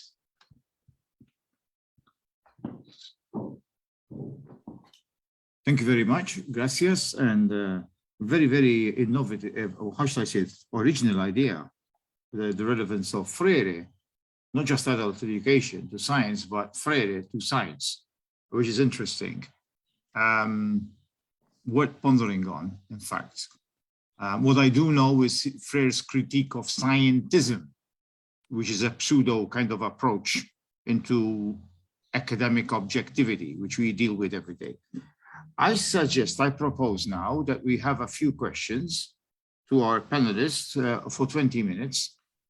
We've given 10 minutes or probably more to Anne. We've kept her awake. Good. You have kept her at the desk. Or maybe we spoiled her sleep. I don't know. I don't intend this as a joke, talking about sleep. Paulo Freire talks about dreams all the time. What's striking is when he's dealing in the favelas with the favelas and the shanty towns, whatever, the same thing, different word in a different place. That boy who's telling him, I do not have dreams, only nightmares. You know, it's a repetitive, it's something he repeats in Pedagogia della Speranza, Pedagogy of Freedom, poor translation in my according to my opinion, and also in Pedagogy of the Heart, a very poor translation of the title, which is Under the Shadow of the Mango Tree. I propose now we use 10 minutes or 20 minutes for questions, and we move straight into the next one. You have the freedom to grab a coffee or have a tea or make a tea, etc. This is any parts you miss is recorded, okay? And we go on because we lost time. We have to recoup this time. And as I said, I don't want to be the time fascist because I don't think this is the right environment for it.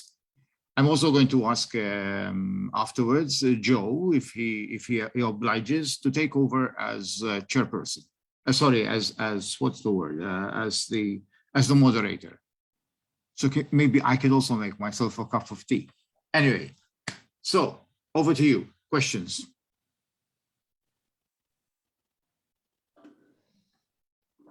Isabel, Ramon. Yes. So no, these are the presenters I'm mentioning. Muharan, Muharo, how do you pronounce that? Yes, yes, thank you. No, tell us how you pronounce your name. Muharrem Demirdiş, I'm joining from Turkey. Turkey, yes.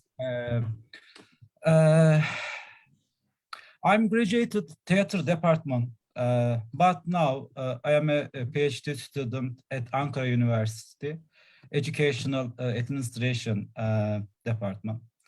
I study about Bertolt Brecht's theater techniques and their connection with critical pedagogy and their usability in learning environment.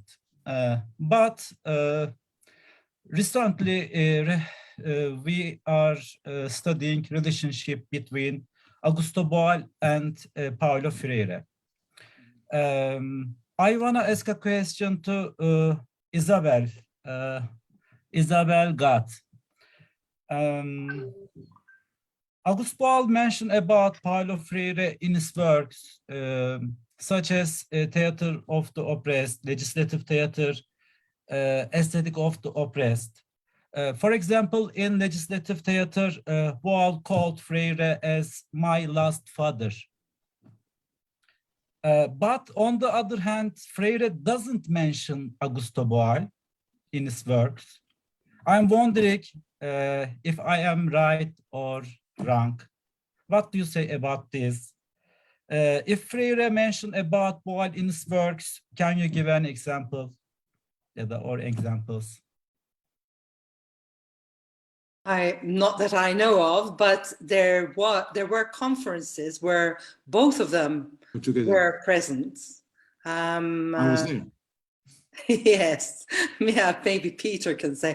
I actually was very disappointed that in 1999, I went up with my colleague Peter to New York and Carmel Burch, and it was advertised that Augusto Boal would be there and running the workshops, and that is specifically why I went. And the conference was called, Peter, what was it called? Pedagogy and Theater of the Oppressed, and I can see Chris Kavanagh there, who was there in your group, actually. Yeah. Ah, yes. Chris, yeah, from Canada. Yeah. In 1996, however, just before Paulo died, that's the only time I saw him in my life. He autographed my Pedagogy of the Oppressed. Boal was there. They were the two key presenters at the same conference held in Omaha, Marlon Brando's city, Nebraska. So they were there. I've never noticed any reference to Boal in Freire's writings, but I may be wrong. But then of course Freire says he read Gramsci. In 1968, in the 1960s, when he was in Chile, he never mentions Gramsci, not in his books, because he does. In Pedagogy of the Oppressed, which he was writing at the same time, or maybe he read him afterwards. And he said, I knew Gramsci before I met him. That's what he says. It sounds a bit arrogant in English translation, but it gets lost in translations. Basically, he had the same intuitions, probably. Raymond Morrow pointed this out to me, actually, one of my former teachers, and Carlos, co-author with Carlos, that Pedagogy of the Press never mentions Antonio Gramsci, when this was the time when Freire says he read Gramsci for the first time because Marcela Gajardo introduced him to an anthology called Literature and National Life, Letteratura Vita Nazionale. But anyway, can I add one? You mentioned Brecht. Brecht is a very important figure in this regard, of course. Yeah. Can I mention one piece from the '96 conference? The two things, actually two pieces. One, Boal said at the '96 conference that he and Freire had never met in person except passing in airports, which he sort of referred to that happening 2 or 3 times until they were together on the stage in '96. So that's the first sort of, encounter where they actually got to be introduced and meet each other and talk. And Boal also said, which he's, I think, written about as well, that his book, Theater of the Oppressed, the original title was going to be Theater Poetics. And it was because of the release of Pedagogy of the Oppressed right at that time that he realized that he should call his practice Theater of the Oppressed. So I think that's a really important, connection from Boal's side, of course. And, I have nothing to add about Freire knowing Boal, but. That's very interesting, Chris. Whoa. There are some people who raised their hands to ask questions. Yeah, and the first was Fergal. As well about Barba. Alessio raised a question in the chat about Eugenio Barba is his name. Yeah, and I know how influential he was amongst theater studies, even at our university. So this was in the chat by Alessio Surian, who, by the way, is offering to voluntarily to be a translator when Nita Fer gives her final presentation today. So thank you, Alessio, for this.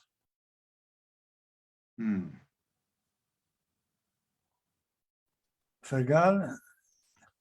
Yeah, thanks very much to all the presenters. I really enjoyed it. Can you hear me? Yeah? Yeah. Okay. So one thing that I'm very interested in the warp and weave of what people are saying is the relationship between emancipatory pedagogy and movement, and what people have to say about formal political organization and critical emancipatory moments.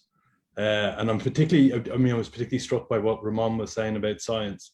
Like, how does dialogical science become socially organized? How do we view this? I have my own views, which are basically based on sort of libertarian approach to social movements, but I'd be interested to hear what others have to say. Thanks.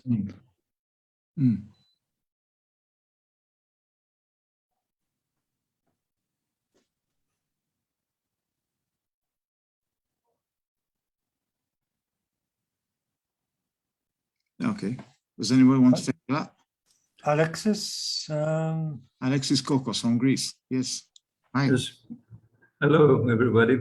I have a question, if you like, to all the panelists. It regards the relationship between the Freirean view and art. I think that Freire, following, if you like, Gramsci's view, appreciated very much the important works of art. For example, there are references in his work to Pasternak, to Ionesco, to Villa-Lobos, and other great artists. And he writes somewhere that he is grateful to great novelists who inspired him when he was young. But on the other hand, the scholars of critical pedagogy, Giroux, Maclaren, etc., do not have any references to important artists. They use just examples only from popular art. So my question is, what do you think about this kind of tension, let's say? Sure. I am not sure that Henry Giroux does not make references to established artists like Andy Warhol and others. I recall vaguely, of course, I have to look at some of the books here, but he does actually deal with artists of different types of art, from jazz to soul music to paintings, sculpture. In critical pedagogy, there's a group of writers, myself included, who have dealt with this, in fact, also in our work on critical pedagogy and museums, which includes primarily, and that's where my personal love comes, which it includes a lot of art museums. But I'm not famous, but Henry Giroux is. And I have a vague idea he has dealt with artists in some of his works, honestly. But I know it is not one of the recurring, obvious aspects of critical pedagogy. However, there are other people who have worked on this. So my good friend and publishes, he's based in the United States, at Wisconsin right now, John Baldacchino, who writes a lot about aesthetics. And whether he accepts the word critical pedagogy, I don't know. But works in this vein, in this kind of vein. But yeah, maybe we need more work on that in critical pedagogy. And Ramon also, I know, has something to say about the work they did in CREA. I think the most revolutionary cultural movements, for instance, in Spain, the libertarian movement, first time Freire came to Barcelona, the first thing asked me was a book by a libertarian movement by Ferrer y Guardia. And in modern school, in libertarian schools, in libertarian Ateneus, there was a lot of science. The priority of science was a key, but also the priority of classical literature.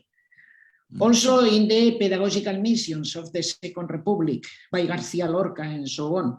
But in everybody, as you said, very correctly, Freire quoted important like UNESCO and others. No? UNESCO, The same Augusto Boal, he made adaptations of many classical authors like Lope de Vega, Tirso de Molina, Shakespeare, and so on.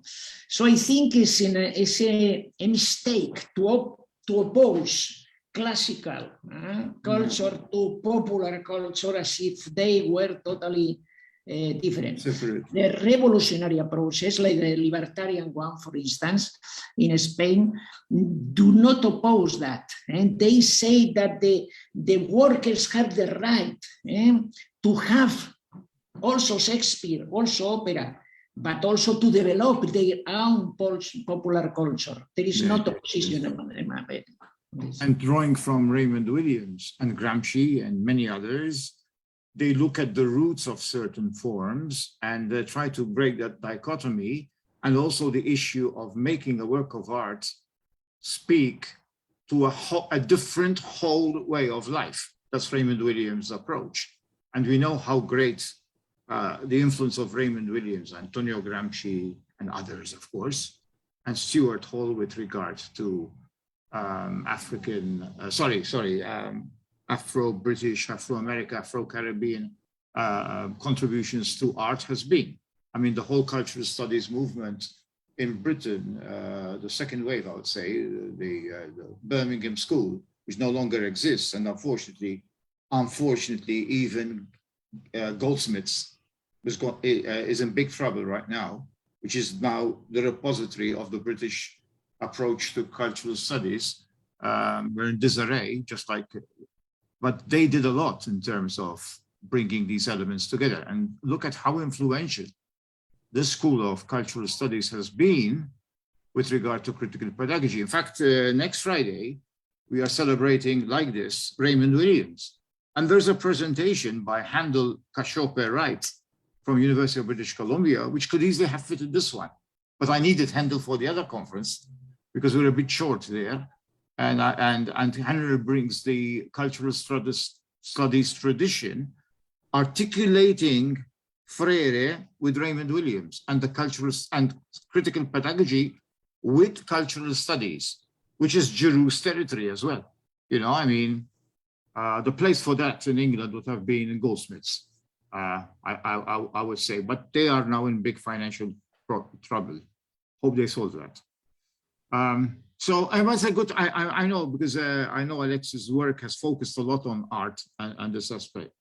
I remember a paper of his which we published in a book about it. So yeah, I'm sure there's so much to be explored in this area, but it is a very important area within the field of critical pedagogy and cultural studies.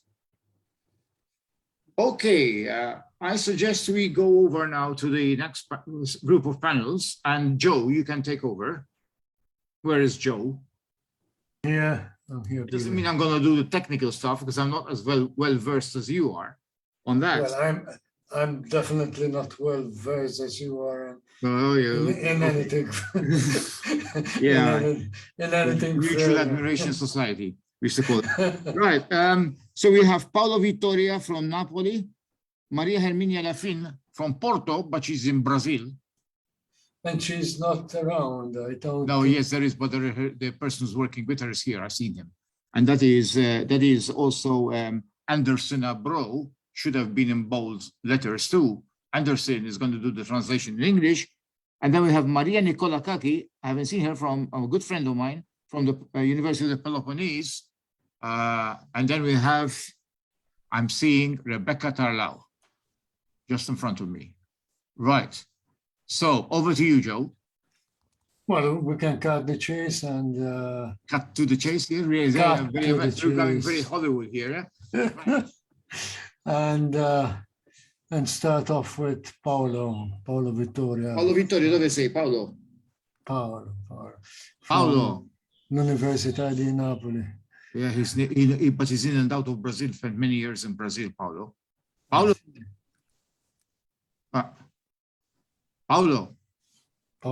are you here?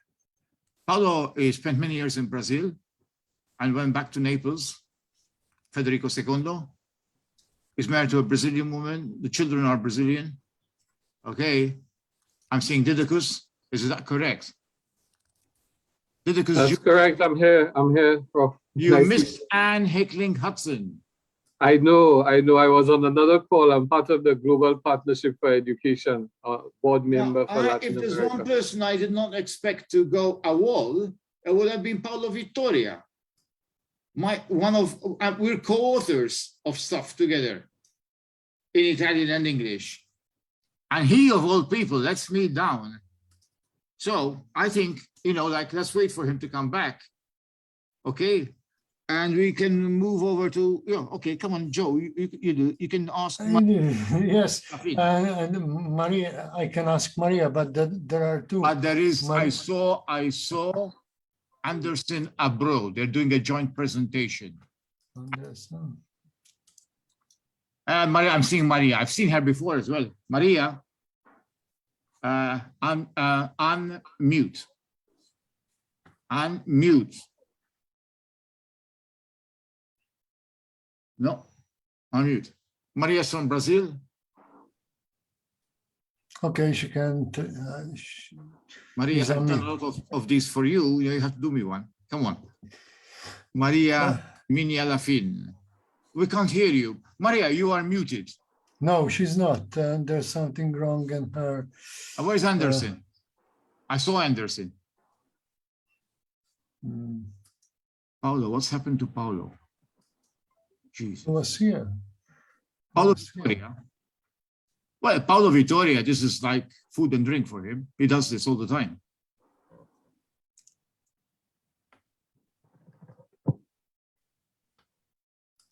I mean, we have people from the Caribbean here, St. Lucia, and we don't have somebody from Naples next door. Let me phone. Herminia, what's wrong? And Paulo, let's see what Paulo. So Didacus, I've got a message from you.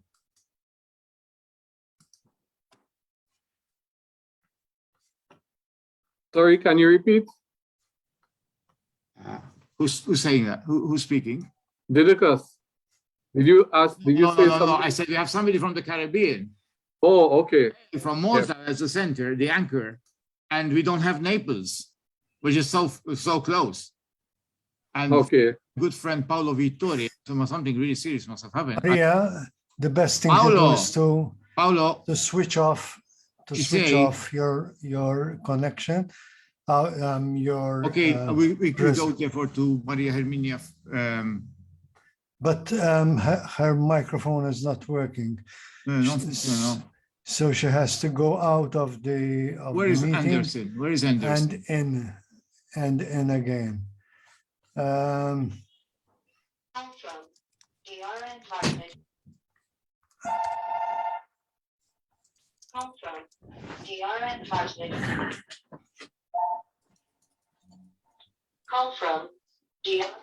Okay. Until get fixed. Maria Herminia, just wait for a minute. And we proceed until. Thank you so much for calling, Joanne. Joanne, could you please call back in the afternoon? I'm online now at a conference, a Zoom conference in Kansas City. Yeah, sure, for sure. Okay, I'll call you. I'll call you. Okay. Shall we have? Okay. Shall we have? Where's Maria Nicola Kaki? She's not here too. Okay, we can have. My God, those who are far away are here. So let's go to Rebecca. Rebecca now. Nice to see Rebecca after. Yeah, now you have to unmute, Rebecca. You all want me to present first? Is that it? You want to go? I'm happy to go if that's the easiest thing right now. It's okay, Rebecca Harlow. We'll go with Rebecca. Oh my God, I'm to take over and the Mediterranean people are creating mayhem. Okay, should I start, Joe? And Yes. Okay, I'm actually gonna share a screen. Is that okay? Yeah, well, okay, he's gonna double up as the technical person and the moderator. Here we are. Hold on, I'm just gonna. Hold on, let me just stop share real quick. I think we should all mute the rest.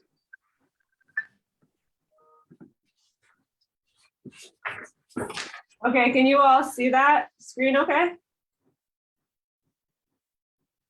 You're good? Okay. Okay, you can go. Paulo Vittoria, I have to moderate this. Paulo Vittoria said he's got a problem connecting. My husband's closet behind me, otherwise that's gonna bother me. Okay. Hi, everyone. Well, it's great to be here in all the mayhem, Peter. I just want to thank you for this invitation to be part of the Paulo Freire Centenary Fest. It's honestly really an honor to be here in a global dialogue with you all. I've been reading a lot of your work and writings for the past decade. And even though my personal research has actually been about the Brazilian landless workers movement and the activists' Freire-inspired educational approach in Brazil, but I'm actually not going to talk about Brazil today. I'm going to talk about the continued relevance of the pedagogy of the press for US activists here in the United States, because I think that's also a really important topic. So I personally really like the title of the panel you gave us, Peter, which is New Fascism, Right-Wing Populism, and Democratic Struggle, because I think the title really illustrates the dialectic between the ever-changing coalition of forces within any given hegemonic struggle and ongoing democratic popular struggles. And in many ways, I think the title indicates that the struggle for democracy, broadly understood as the struggle for people's right to participate in and shape all the decisions that affect their lives, is a really old struggle. It's one that goes back a lot of centuries. It's a struggle that's also really explicit in Freire's idea of pedagogy of the oppressed, not for the oppressed, but of the oppressed, where oppressed groups are the subjects, not the objects of educational processes. However, although these struggles for democracy are these democratic struggles, better said, are very old, social movement leaders that are leading these struggles have to continually react to new frontal attacks, in particular right now, this moment that our panel, or that Peter Mayo has termed new fascism and right-wing populism. So, popular democratic struggle is the reason I'm in the room with all of you today. unlike many presenters in this birth Centenary Fest, I'm what you could call a second generation Freirean. I never had the chance to meet the infamous Paulo, and moreover, my enthusiasm for Freirean educational approaches was never really about Freire the person, but rather the uptake of Freire's ideas within grassroots movements. I first read Pedagogy of the Press when I was a college student at the University of Michigan. This was the early 2000s, late 1990s, early 2000s. I was an activist, and it was with the anti-globalization movement at its peak and a wave of leftist leaders that were taking power throughout Latin America. When I was a junior, I went to study abroad in Brazil because I wanted to learn from the experiences of grassroots movements. And before I left, I read Pedagogy of the Press. But to be honest, I kind of tossed it aside because I was really unclear about what its dense words and complicated theories would mean for my activism then and there. However, when I was in Brazil, I had the opportunity to work with a feminist organization in the northeast of the country, whose mission was to end all forms of racism, sexism, and capitalist oppression. And I thought that was pretty great. So I asked the founder of the organization, Lourdes, who's in this picture here, how they plan to do that. And she pointed to a picture of Paulo Freire. And so over the next weeks, I actually watched as women in this organization used ideas that Freire developed in Pedagogy of the Press to run grassroots educational programs in their community with the goal of raising political consciousness and engaging women in action. And so I would, for example, watch as elder women would read the UN Declaration of Human Rights and discuss if they actually had those rights in their communities. And so I became obsessed with this idea of education as a pedagogy of social change. And when I returned to the United States, I was really curious why our movements did not have the same expansive educational programs as Brazilian social movements. So in summary, that's how I found Freire, not by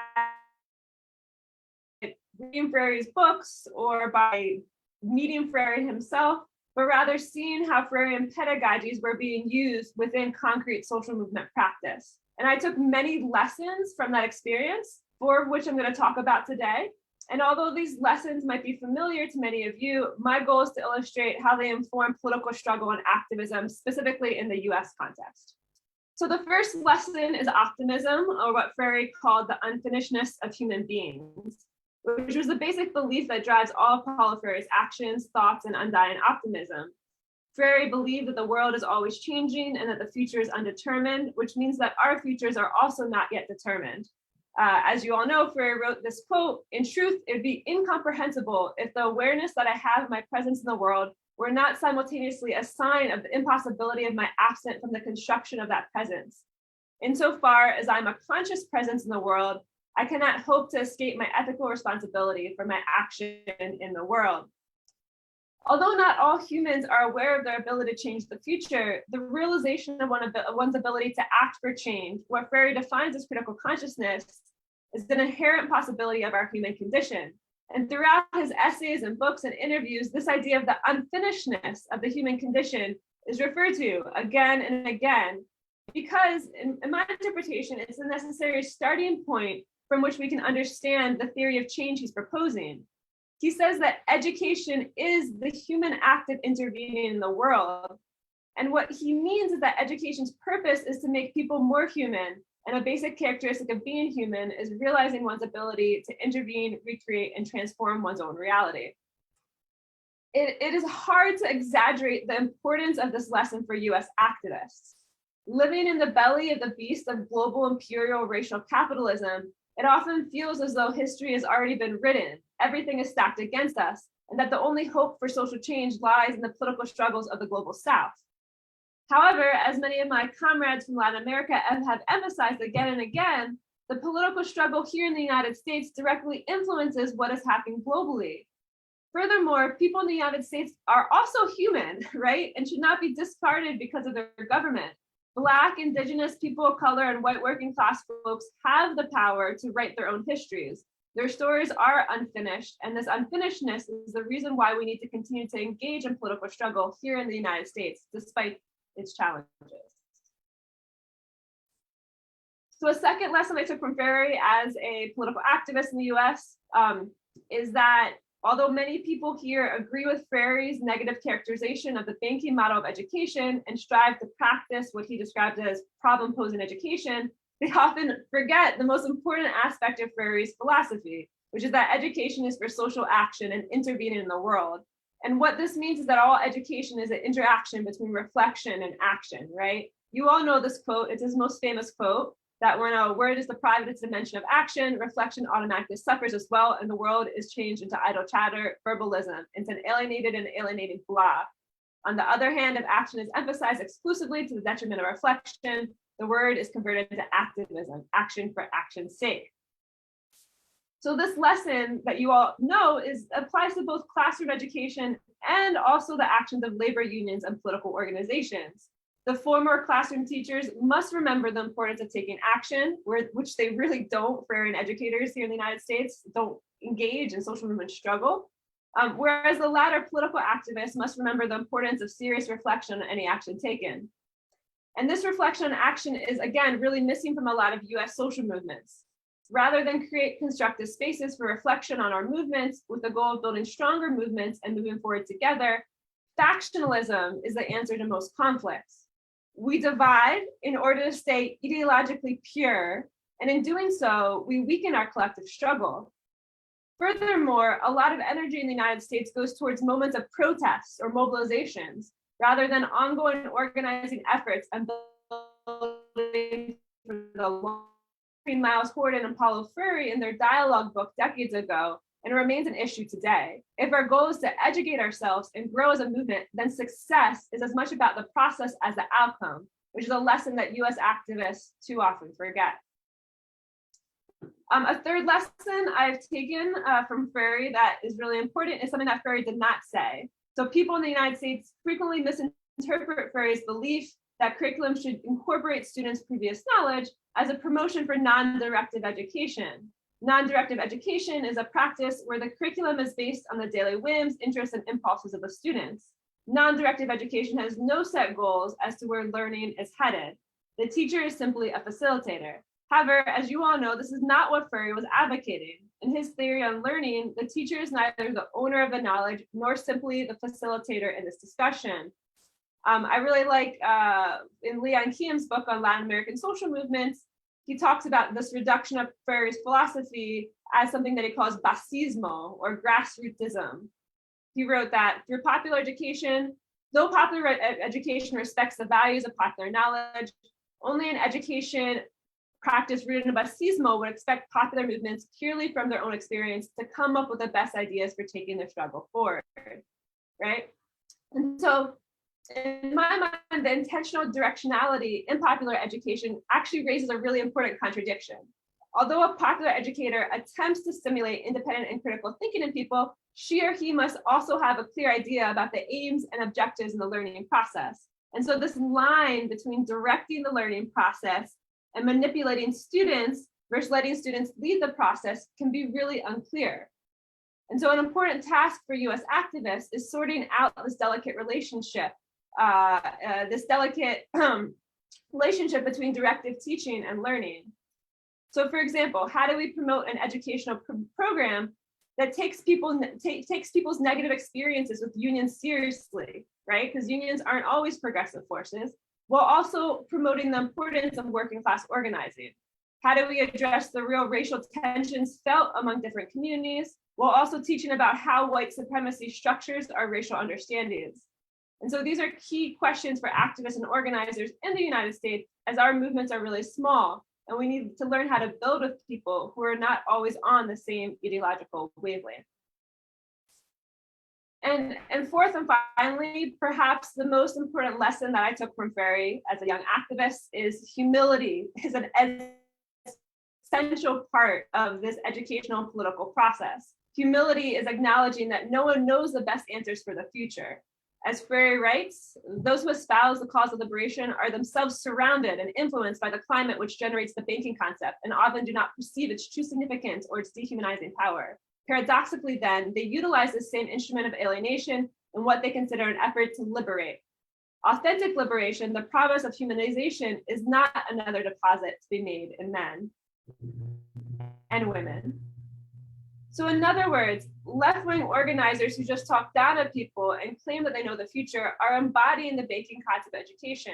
And Freire was humble enough to realize that he does not know and cannot know how the future should be. And based on serious critical at the same time, he spent his entire life optimistic, right? Optimistic that grassroots actions taken today, based on serious critical reflections, would eventually bring about the world everyone wanted to live with. And how exactly that world would look, only time could tell.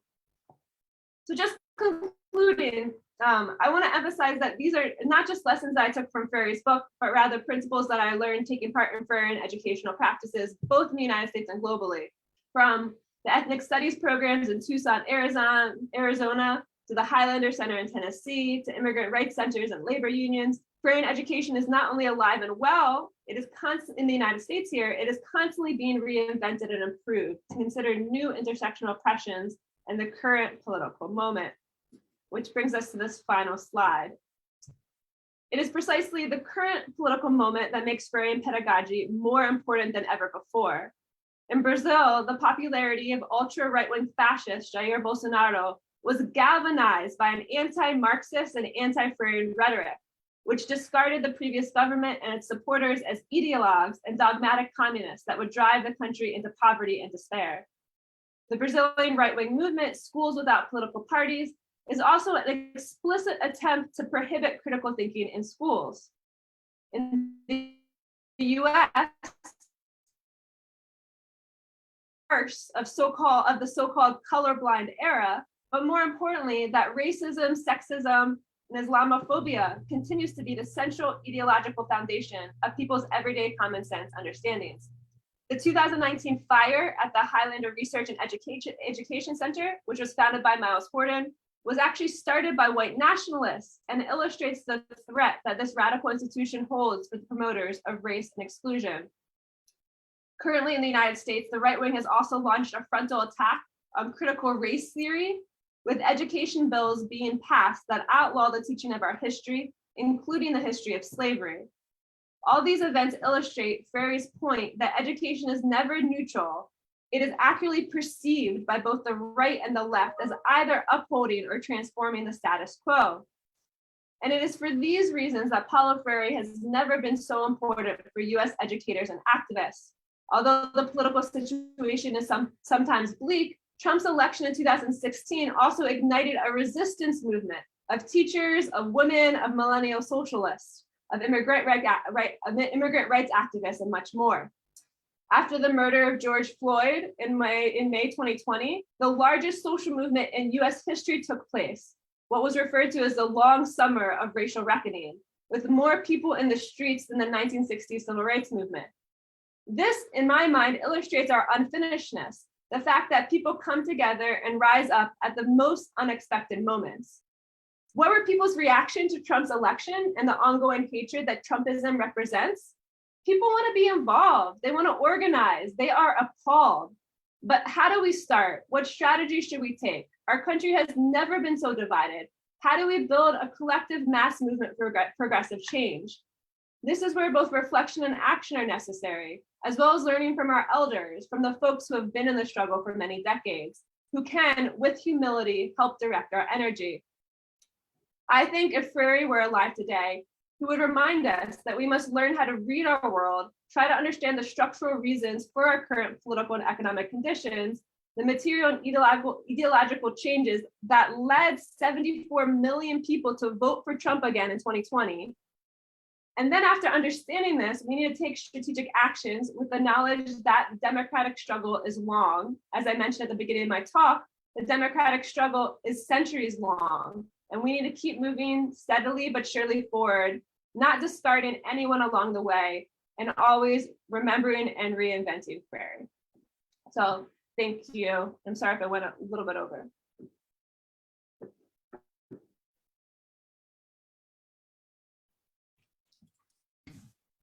Looks like we solved the situation with a couple of people. Thank you very much, Rebecca. Interesting role of social movements in the United States and the issues involved. Pity we don't have Paulo, because Paulo would have complemented Rebecca's talk. He was going to talk about negacionismo, negation of anything scientific, etc. Unfortunately, he has a class and we took too long to finish the previous session and he cannot stay any longer because he's got a class in Frederick. We'll see if we can fit him in tomorrow or maybe before Nita Freire, we'll see. Because I'm sure he has a lot to say, having worked in Brazil. As for Rebecca, well, she's widely published. She has a wonderful essay with Martin Carnoy in the Paulo Freire, what's it called? The Wiley Handbook on Holocaust. The Wiley Handbook. I couldn't get the word Wiley. The Wiley Handbook, which took over Blackwell's. Anyway, but she's got this large, I hope she get a paperback eventually. This is on her work on the MST, the Movimento Trabalhadores Rurais Sem Terra, the movement of rural workers, landless rural workers. Excellent piece of work. Excellent piece of work, and I got to know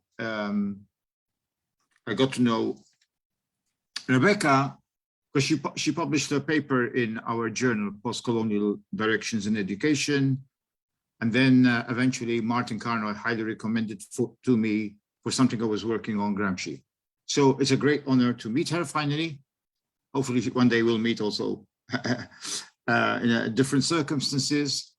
And now let's move over. Let's see if it's okay with Maria Herminia Lafin and Anderson Abreu. Boa tarde. Consegue me ouvir? Yes, Anderson is going to translate English. Yes, okay. We also have Maria Nicolakaki online. I've seen her. So we're all there. Paulo is the absent one, but it's not fault of his, no fault of his. We went over, I thought he was okay by that, but he wasn't. Duty calls, he's got his class to deliver. Maria, Maria pode apresentar primeiro, Peter? You can speak, yeah, I can present Maria. Maria is Portuguese from Porto, but has been teaching for many years in Brazil. You can go ahead, Maria, and Anderson can translate into English. O Anderson, ele não conseguiu estar aqui com a gente, ele deve daqui a pouquinho entrar, ele teve probleminha nesse horário, tá, Peter? Então eu vou começar a apresentação, tá bom? Okay, Anderson, can you give us a translation of this? He said that she said that Anderson's not here, so that I don't know who's planning to translate. Maria, você tem alguém para traduzir? Você quer que eu traduza?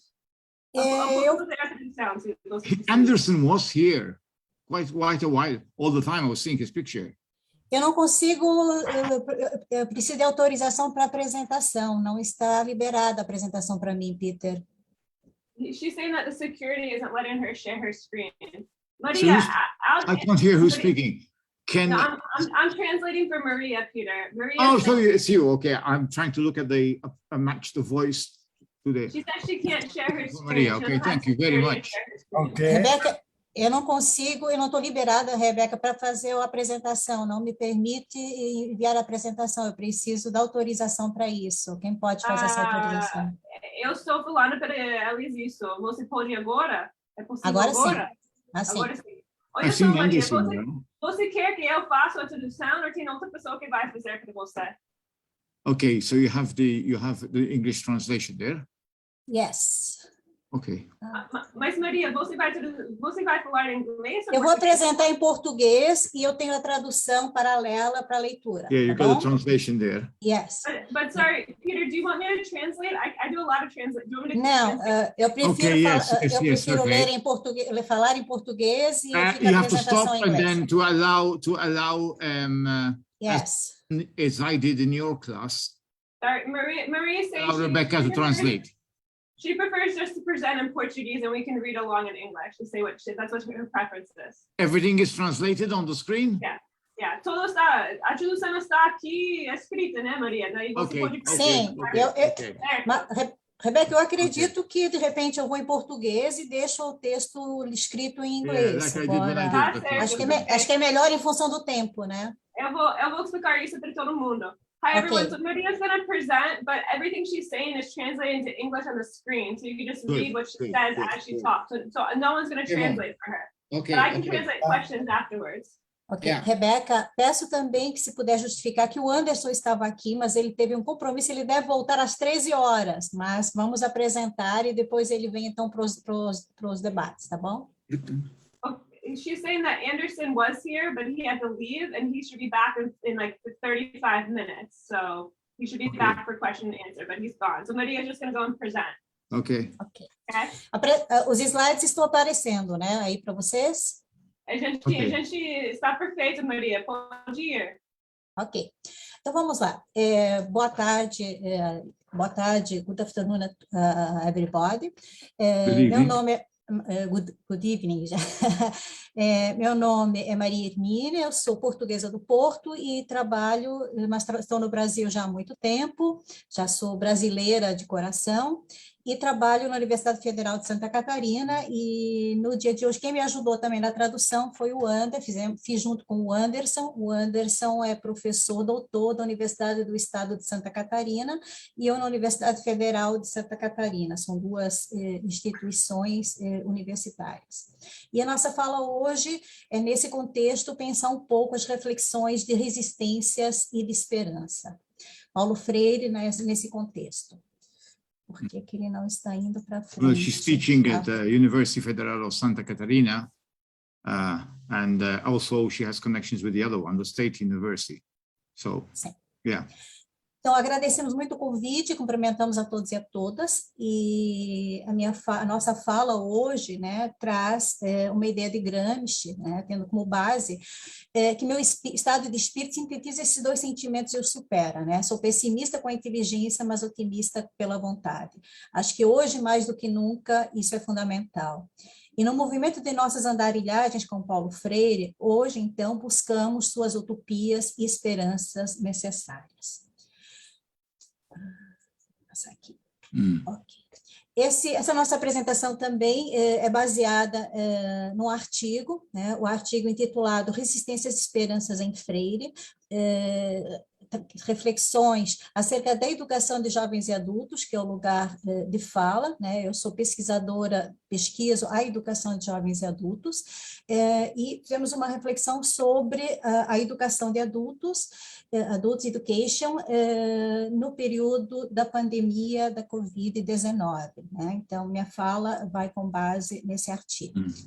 So this is based on an article which is about resistance and hope in Freire, reflections around education of youth and adults. That's how adult education and youth are mentioned in Latin America during the period of the pandemic COVID-19. It's in a journal called Debates in Education, Debates em Educação. Bom, começamos então pensando, né, o Paulo Freire andarilho, né, e ele mesmo nos diz, né, que meus livros, sobretudo a Pedagogia do Oprimido, começaram a ser traduzidos para várias línguas, né, e que aumentou o número de convites e ele mesmo se intitulava o tornava um andarilho, né, pelo mundo. Nesse sentido, né, com base nessas andarilhagens do Paulo Freire, né, que ele constitui sua perspectiva filosófica, educativa e de mundo, né, e que nos apresenta a sua educação como prática de liberdade. Verdade. Como andarilho da utopia, Paulo Freire espalha pelo mundo a esperança em um movimento emancipador e revolucionário, cujo objetivo, por meio do seu comprometimento político para com as classes populares, é promover a autonomia dos sujeitos e viabilizar a transformação, né? Cito um artigo da professora Ivanilda Puluceno de Oliveira e da professora Tânia Lobato, né? Intitulado A Educação de Paulo Freire, Andarilho da Utopia em Diferentes Contextos. Nesse sentido, a partir desse olhar, é que eu trago, então, algumas contribuições, né, de Paulo Freire para algumas análises do contexto atual no Brasil. Falar de Freire nos exige olhar o real, a concretude e a essência das coisas. Com mais de 616 mil mortes hoje e mais de 22 milhões de casos da Covid-19 no Brasil, vidas perdidas, né, provocadas pela ausência e negação de políticas de preservação à vida, à saúde, às questões sociais e às questões econômicas pelo negacionismo do governo atual. A Rebeca nos apresentava e falava agora há pouquinho sobre essa questão do negacionismo. E a partir disso, precisamos aprender a essência do real. Portanto, nossa fala é pela solidariedade, pelo direito à vida e é pela emancipação.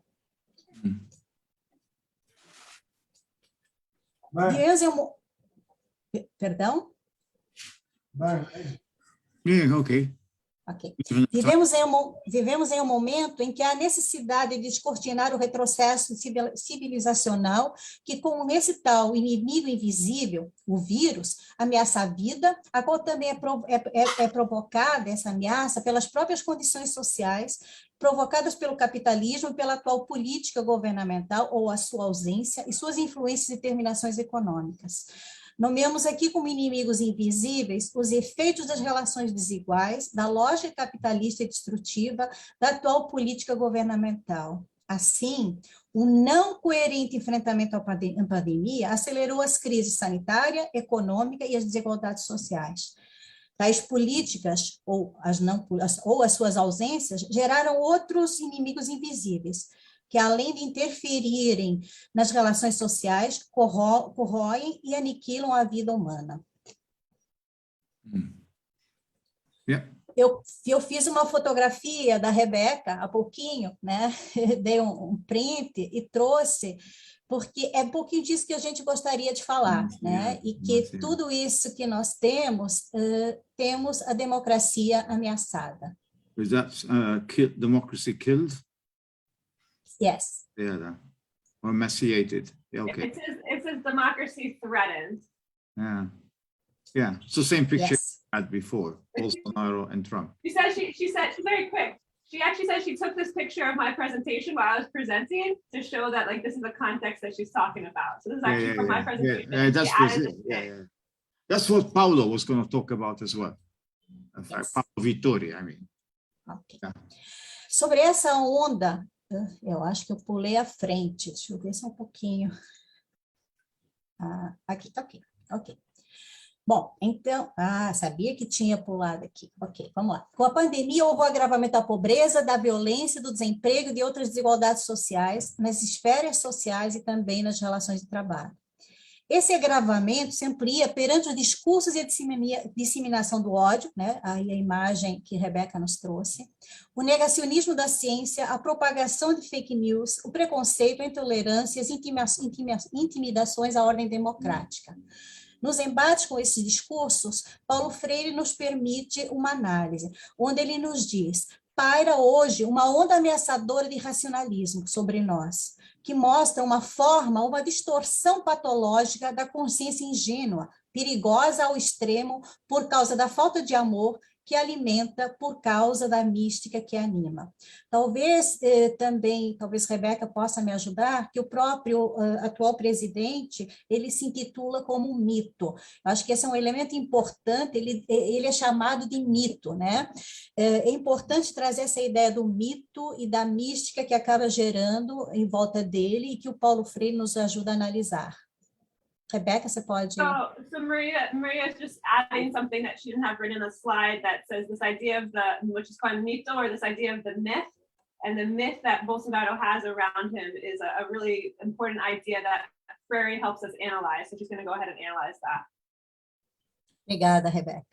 Bom, sobre essa onda, Freire, nos anos 60 e 70, já refletia sobre as pretensões dos políticos populistas. Todos sabemos o que pretendem os populistas no Brasil, como em qualquer outro país da América Latina, pela mobilização das massas. Não é à toa, né, que o nosso atual presidente, talvez a Rebeca possa me ajudar novamente, né, tem as motociatas, as passeatas de moto, né, tão próximo do que o próprio Mussolini fazia também na Itália.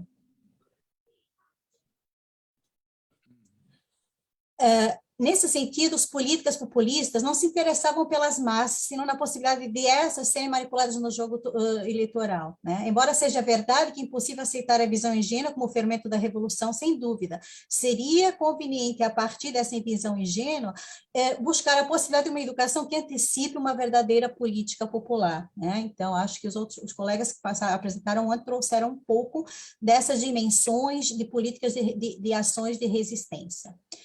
Sua obra, a obra de Paulo Freire, reflete e busca tomar consciência dessa realidade, ao se descortinar de afirmações, desconfiar de afirmações ingênuas e aparentes, que emergem da imeticidade de certas verdades postas como naturais, imutáveis e fetichizadas. Ao se aceitar essas verdades absolutas e naturais, reforçam-se as desigualdades, as opressões, a morte, a doença pandêmica, e gera-se uma aparente aceitação de posturas negacionistas de políticos populistas. O diálogo com Paulo Freire ganha central como possibilidade de repensar o contexto vivido, né, frente a tantas ameaças e indiferenças no tocante da preservação da vida. Perante tais questões, é preciso o desvelamento da realidade que servam os sujeitos, os quais demandam acesso à educação e aos demais direitos sociais, particularmente ao direito à vida. Parte da defesa da educação, a entendermos que essa constitui-se também um espaço de problematização sobre as desigualdades sociais e as possibilidades de mudanças sociais. A gente está chamando de um desafio de resistência voltado para a promoção de uma conscientização crítica, o que Freire já nos trazia e nos convida a assumir uma posição utópica frente ao mundo.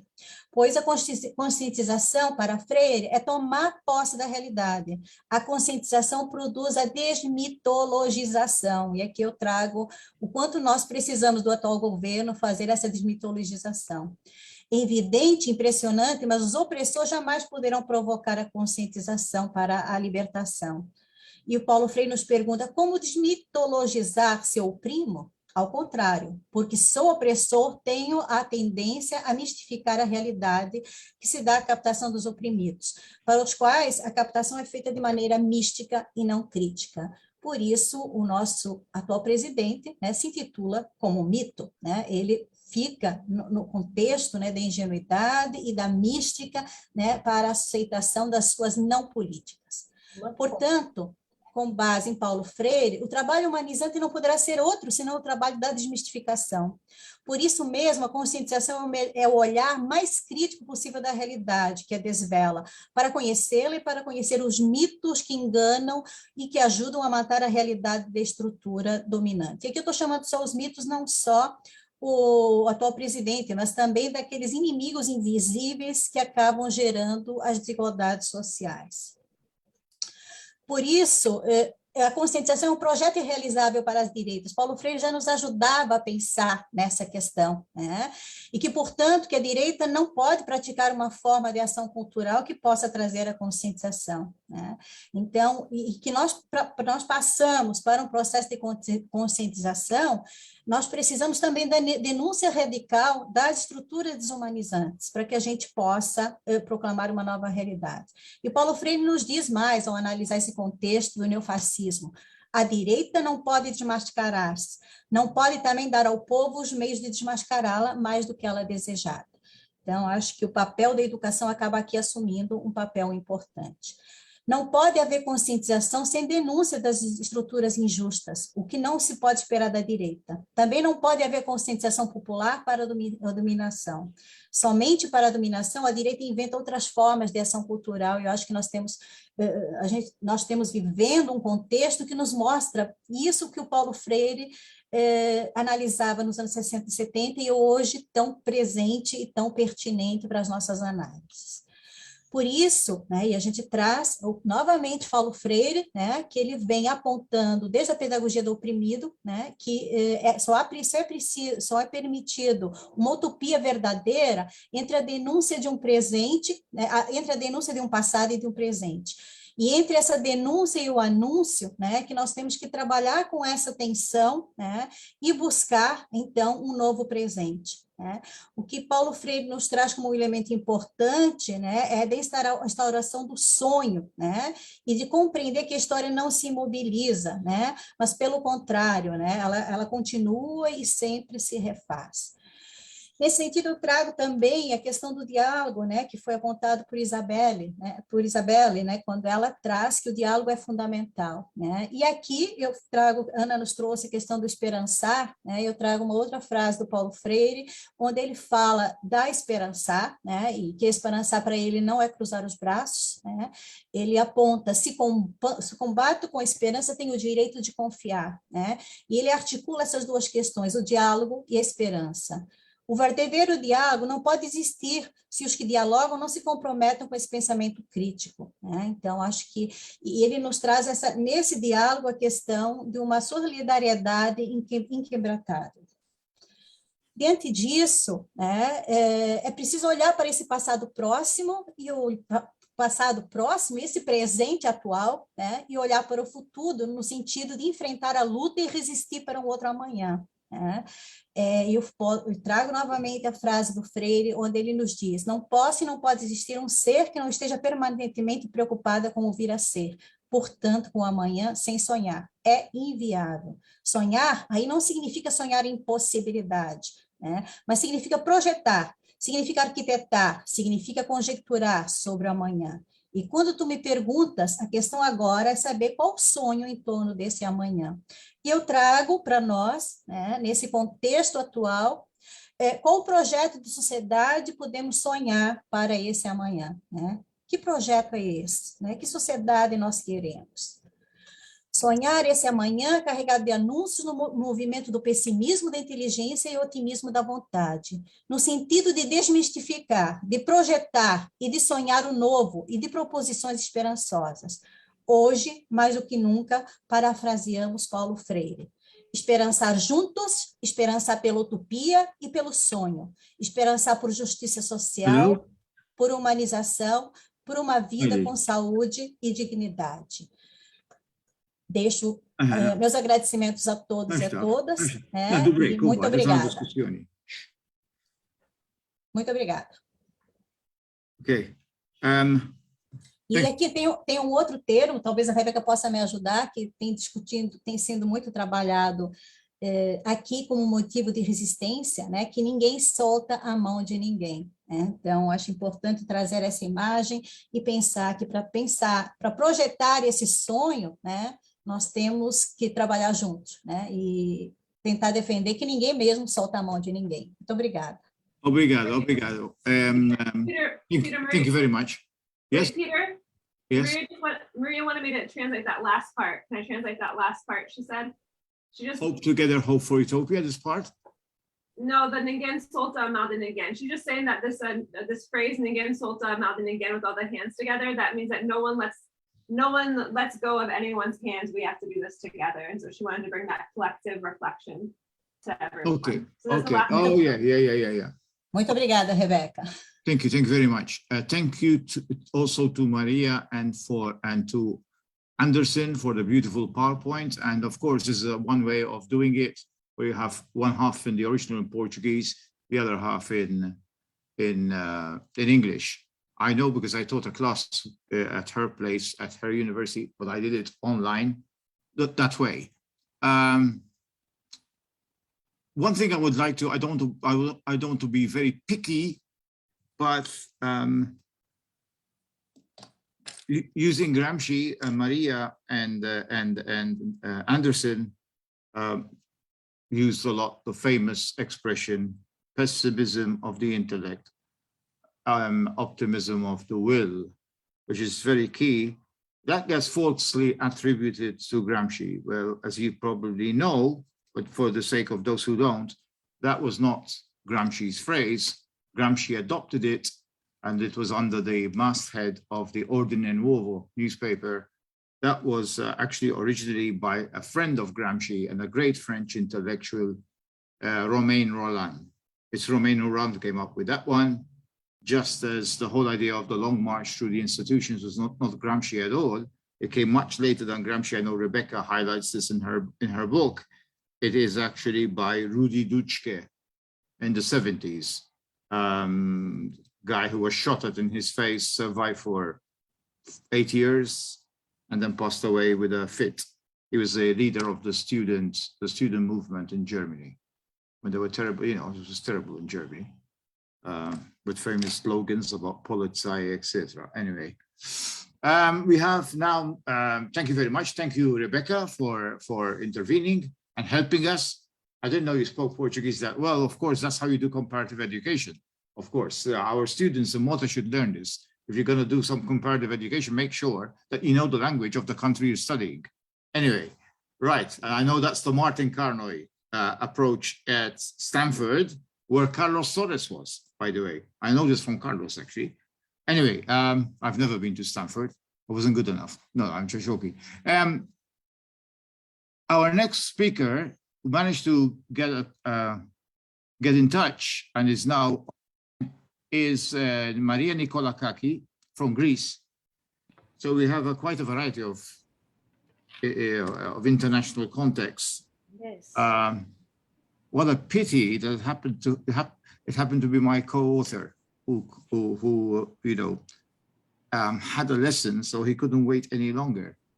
So Maria Nikolakaki, Maria, where are you? Here you are, Maria. I can see you. Hello. Muted. And Maria always has something radical to tell us, right? She has very radical ideas about the university, how it should be. And she's actually involved in creating alternative universities. And she's going to talk about Freirean pedagogy as revolutionary praxis. Well, praxis is a Greek term. So Aristotle and the Greek is going to talk about praxis, of course, here.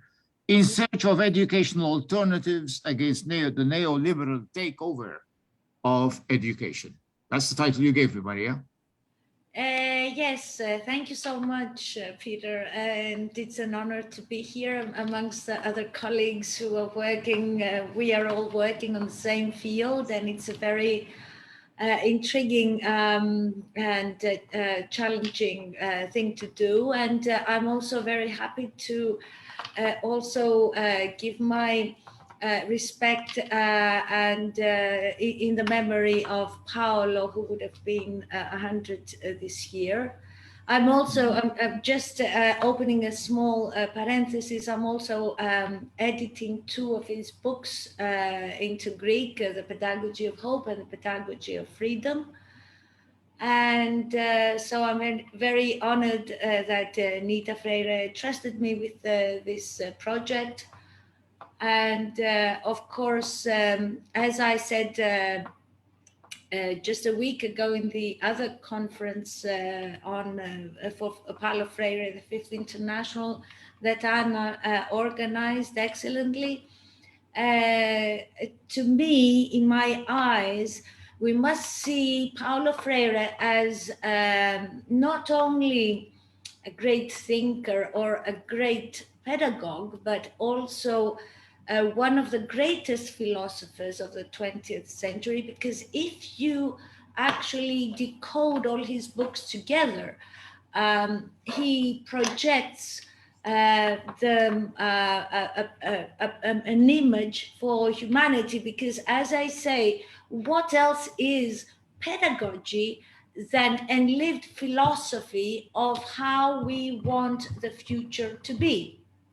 So we can, what I'm trying to say is that it's not only education is a reflection of the future, and Paulo Freire offered us a very clear perspective, a guide, I would say, a philosophy to envision the future of a humanized world, a world that fights against dehumanization.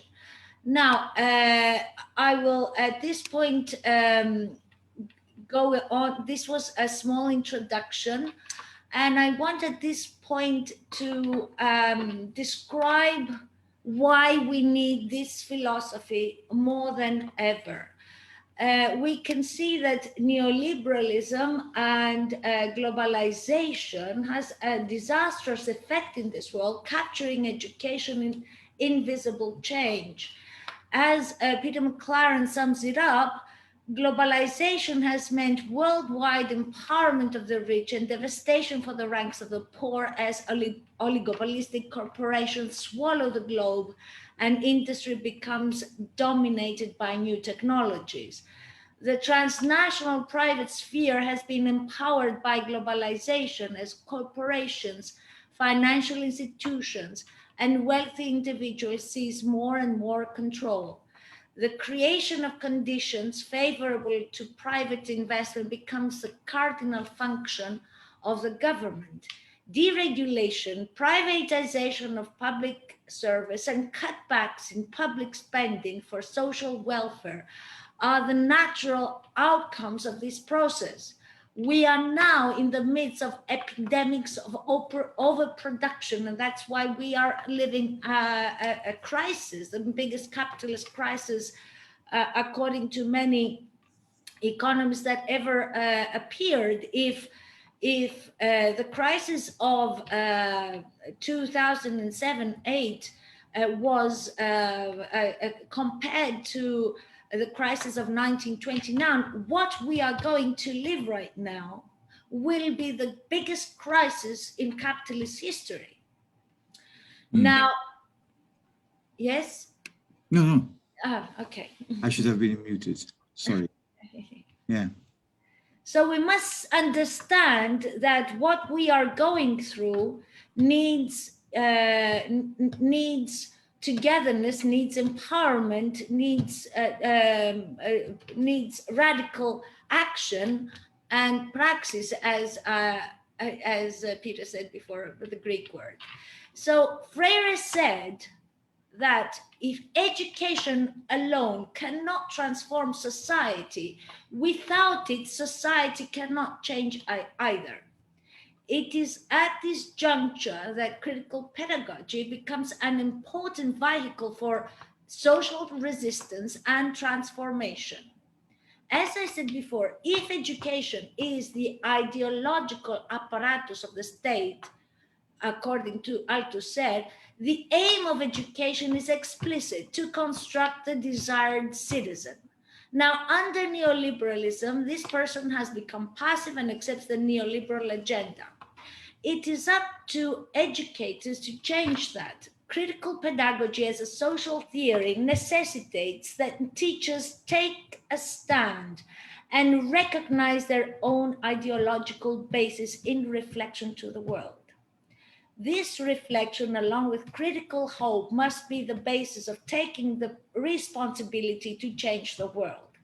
As Paulo Freire says, if I lack responsibility, I cannot speak of ethics or of hope. In Pedagogy of Hope, Freire says there cannot be any change without it.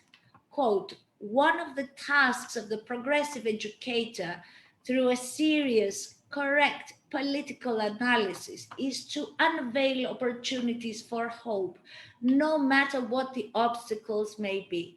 After all, without hope, there is a little we can do, for hope is an ontological need. The attempt to do without hope in the struggle to improve the world, as if that struggle could be reduced to calculated acts alone, or to purely scientific approach, is a frivolous illusion. So what is needed is to go beyond words and beyond rhetorics to praxis. As Peter McLaren pointedly said, one of the most important contributions of Chair and Freire was the emphasis they placed on praxis. For both Chair and Freire, yet the dialectic must be disencumbered by metaphysics and grounded in the concrete materiality of human struggle. So the challenge then is, if we accept the idea that we have been put in a neoliberal grid, as I described in my last book, The Anatomy of Neoliberalism and Education, there is a grid that we are put in where there is, on the one hand, the severe debt that that students go through in order to achieve their studies, creates a lifelong burden, a lifelong debt bondage that some will never get out of. Some will even leave that to their children. So that is one big problem that we must address, because if education is for liberation, if it leads to economic debt, then there is an oxymoron here. The second oxymoron is that there is a departmentalization of knowledge. Knowledge is not concrete. Knowledge does not lead to wisdom. I mean, when Cornelius Castoriadis used to say that when I was a child, my parents sent me to school to become human. Now they send their kids to school to get papers. And since that paper is not enough, they have to get another paper and another paper and another paper. And it's a collection of papers connected to that. So my point is, where are we going? Have we gone too fast into and sleepwalked into this condition where we think that we are actually providing education for liberation for our students, and instead we are contributing to a life sterilized by any meaningful fruits, with a self-perception that they are educated when they have just been trained and have paid a big price for it. So at this point, I think that it is up to intellectuals, radical intellectuals, to try to think of alternatives and try to organize alternatives. And we must also remember how Paulo started as an educator for adults, for peasants, and how he enriched his experience from it, and he contributed to the improvement of the illiteracy levels, not only of his country, but in other Latin American countries. And if you see Cuba right now, following Paulo Freire's lead and paradigm and model, they are one of the most educated countries in the world. They have the best doctors in the world, and they also continue using Paulo Freire's method in a project called Yo Si Puedo, Yes I Can, to educate via online teaching peasants and workers all across Latin America. So it's not that Paulo was able to lift illiteracy in his own country and in other countries, but he left a legacy that Cuba right now is following. But also, if you ask about adult education across the globe, I think that you will find many following the Freirean method.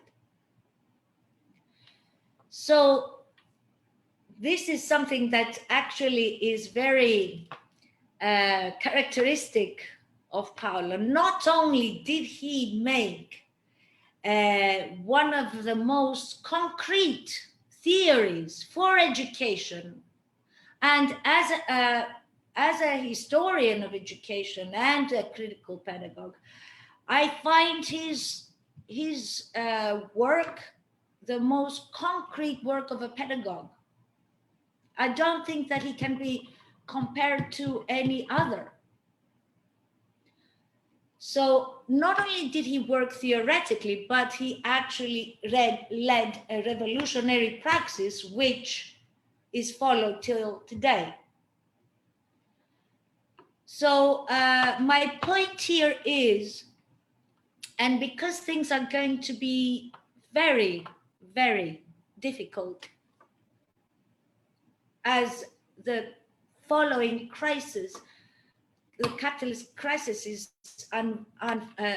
being coming along and developing, I think we must actually start thinking how critical pedagogy, how Paulo Freire's work can actually help societies, radical thinking, and the protection of humanity as Paulo Freire would want us to do. I think if he was alive right now, he would be a leader. I mean, we all have projections of how Paulo Freire would, you know, it's a kind of, anyway, narcissistic kind of thinking to use him. But anyway, I think that if we follow, if we are able to create an alternative paradigm for educating the whole and not just dimensions, not only knowledge, but the three dimensions of the human, which is the soul, the mind, and the body. And Paulo, because he was following liberation theology, also gave great emphasis on the soul and the mind and the body. And I don't want to take your time. Do I have time? How am I going with time? It's panned out. We have time, actually, the way things have panned out. So you've got a couple of points. Okay. Yes, thank you. We're not going to deny you that. Okay, thank you so much. The one thing that I wanted also to say is that pedagogy of the soul, pedagogy of the spirit, pedagogy of this kind of not only brain, but is something that Paulo Freire worked very hard on with all these pedagogies that he produced. He's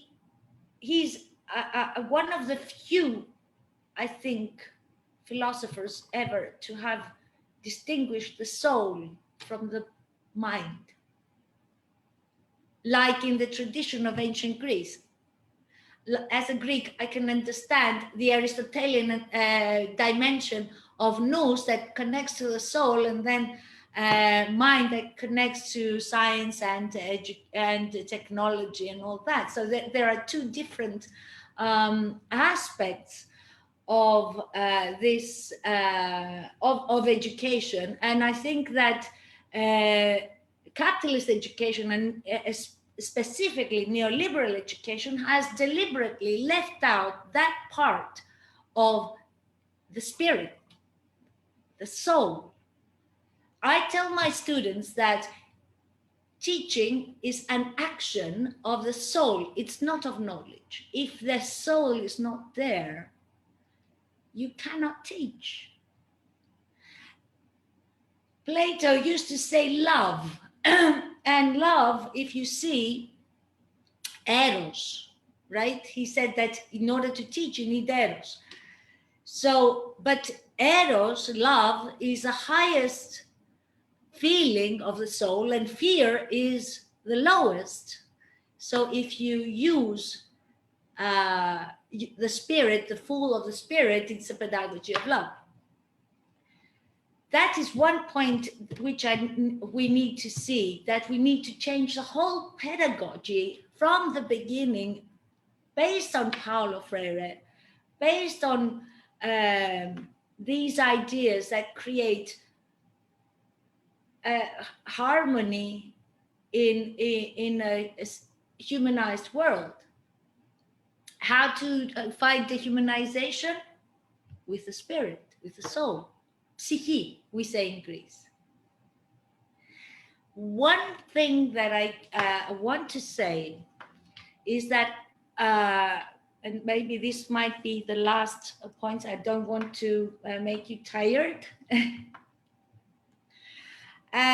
is that I have actually done the first steps to create alternative anti-capitalist higher education. We can do that online. I brought together like 70 or more international academics, high level, to do, and I was working with John Holloway for 3 years trying to set this up. Then the COVID thing came up and it has been put into a hold. The idea is alive though. It does not mean we won't do it. And because things are going to get more serious with the capitalist crisis, we will need to start a new idea, and to create first a vision, and then to build by cooperating all together on an equal basis, as Paulo Freire always wanted us to, teachers, students, all together, a society of an academia of ideas, as Plato would want it. And I strongly believe that, as Paulo Freire said, we cannot talk about hope if we don't talk about responsibility. Nikos Kazantzakis, who was a Greek poet and literature writer, he said, love responsibility. Say, if this world doesn't change, it's my fault. Thank you. That's a good note on which to conclude. I would dare say you strike me as being an embodiment of praxis in the Greeks, in the Aristotelian or whatever.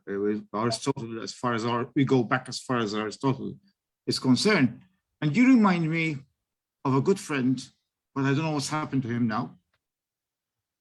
Quite advanced in years. Casamias, Andreas. Yes, I was his student. Yeah, Andreas. He's actually a Greek Cypriot. Yes.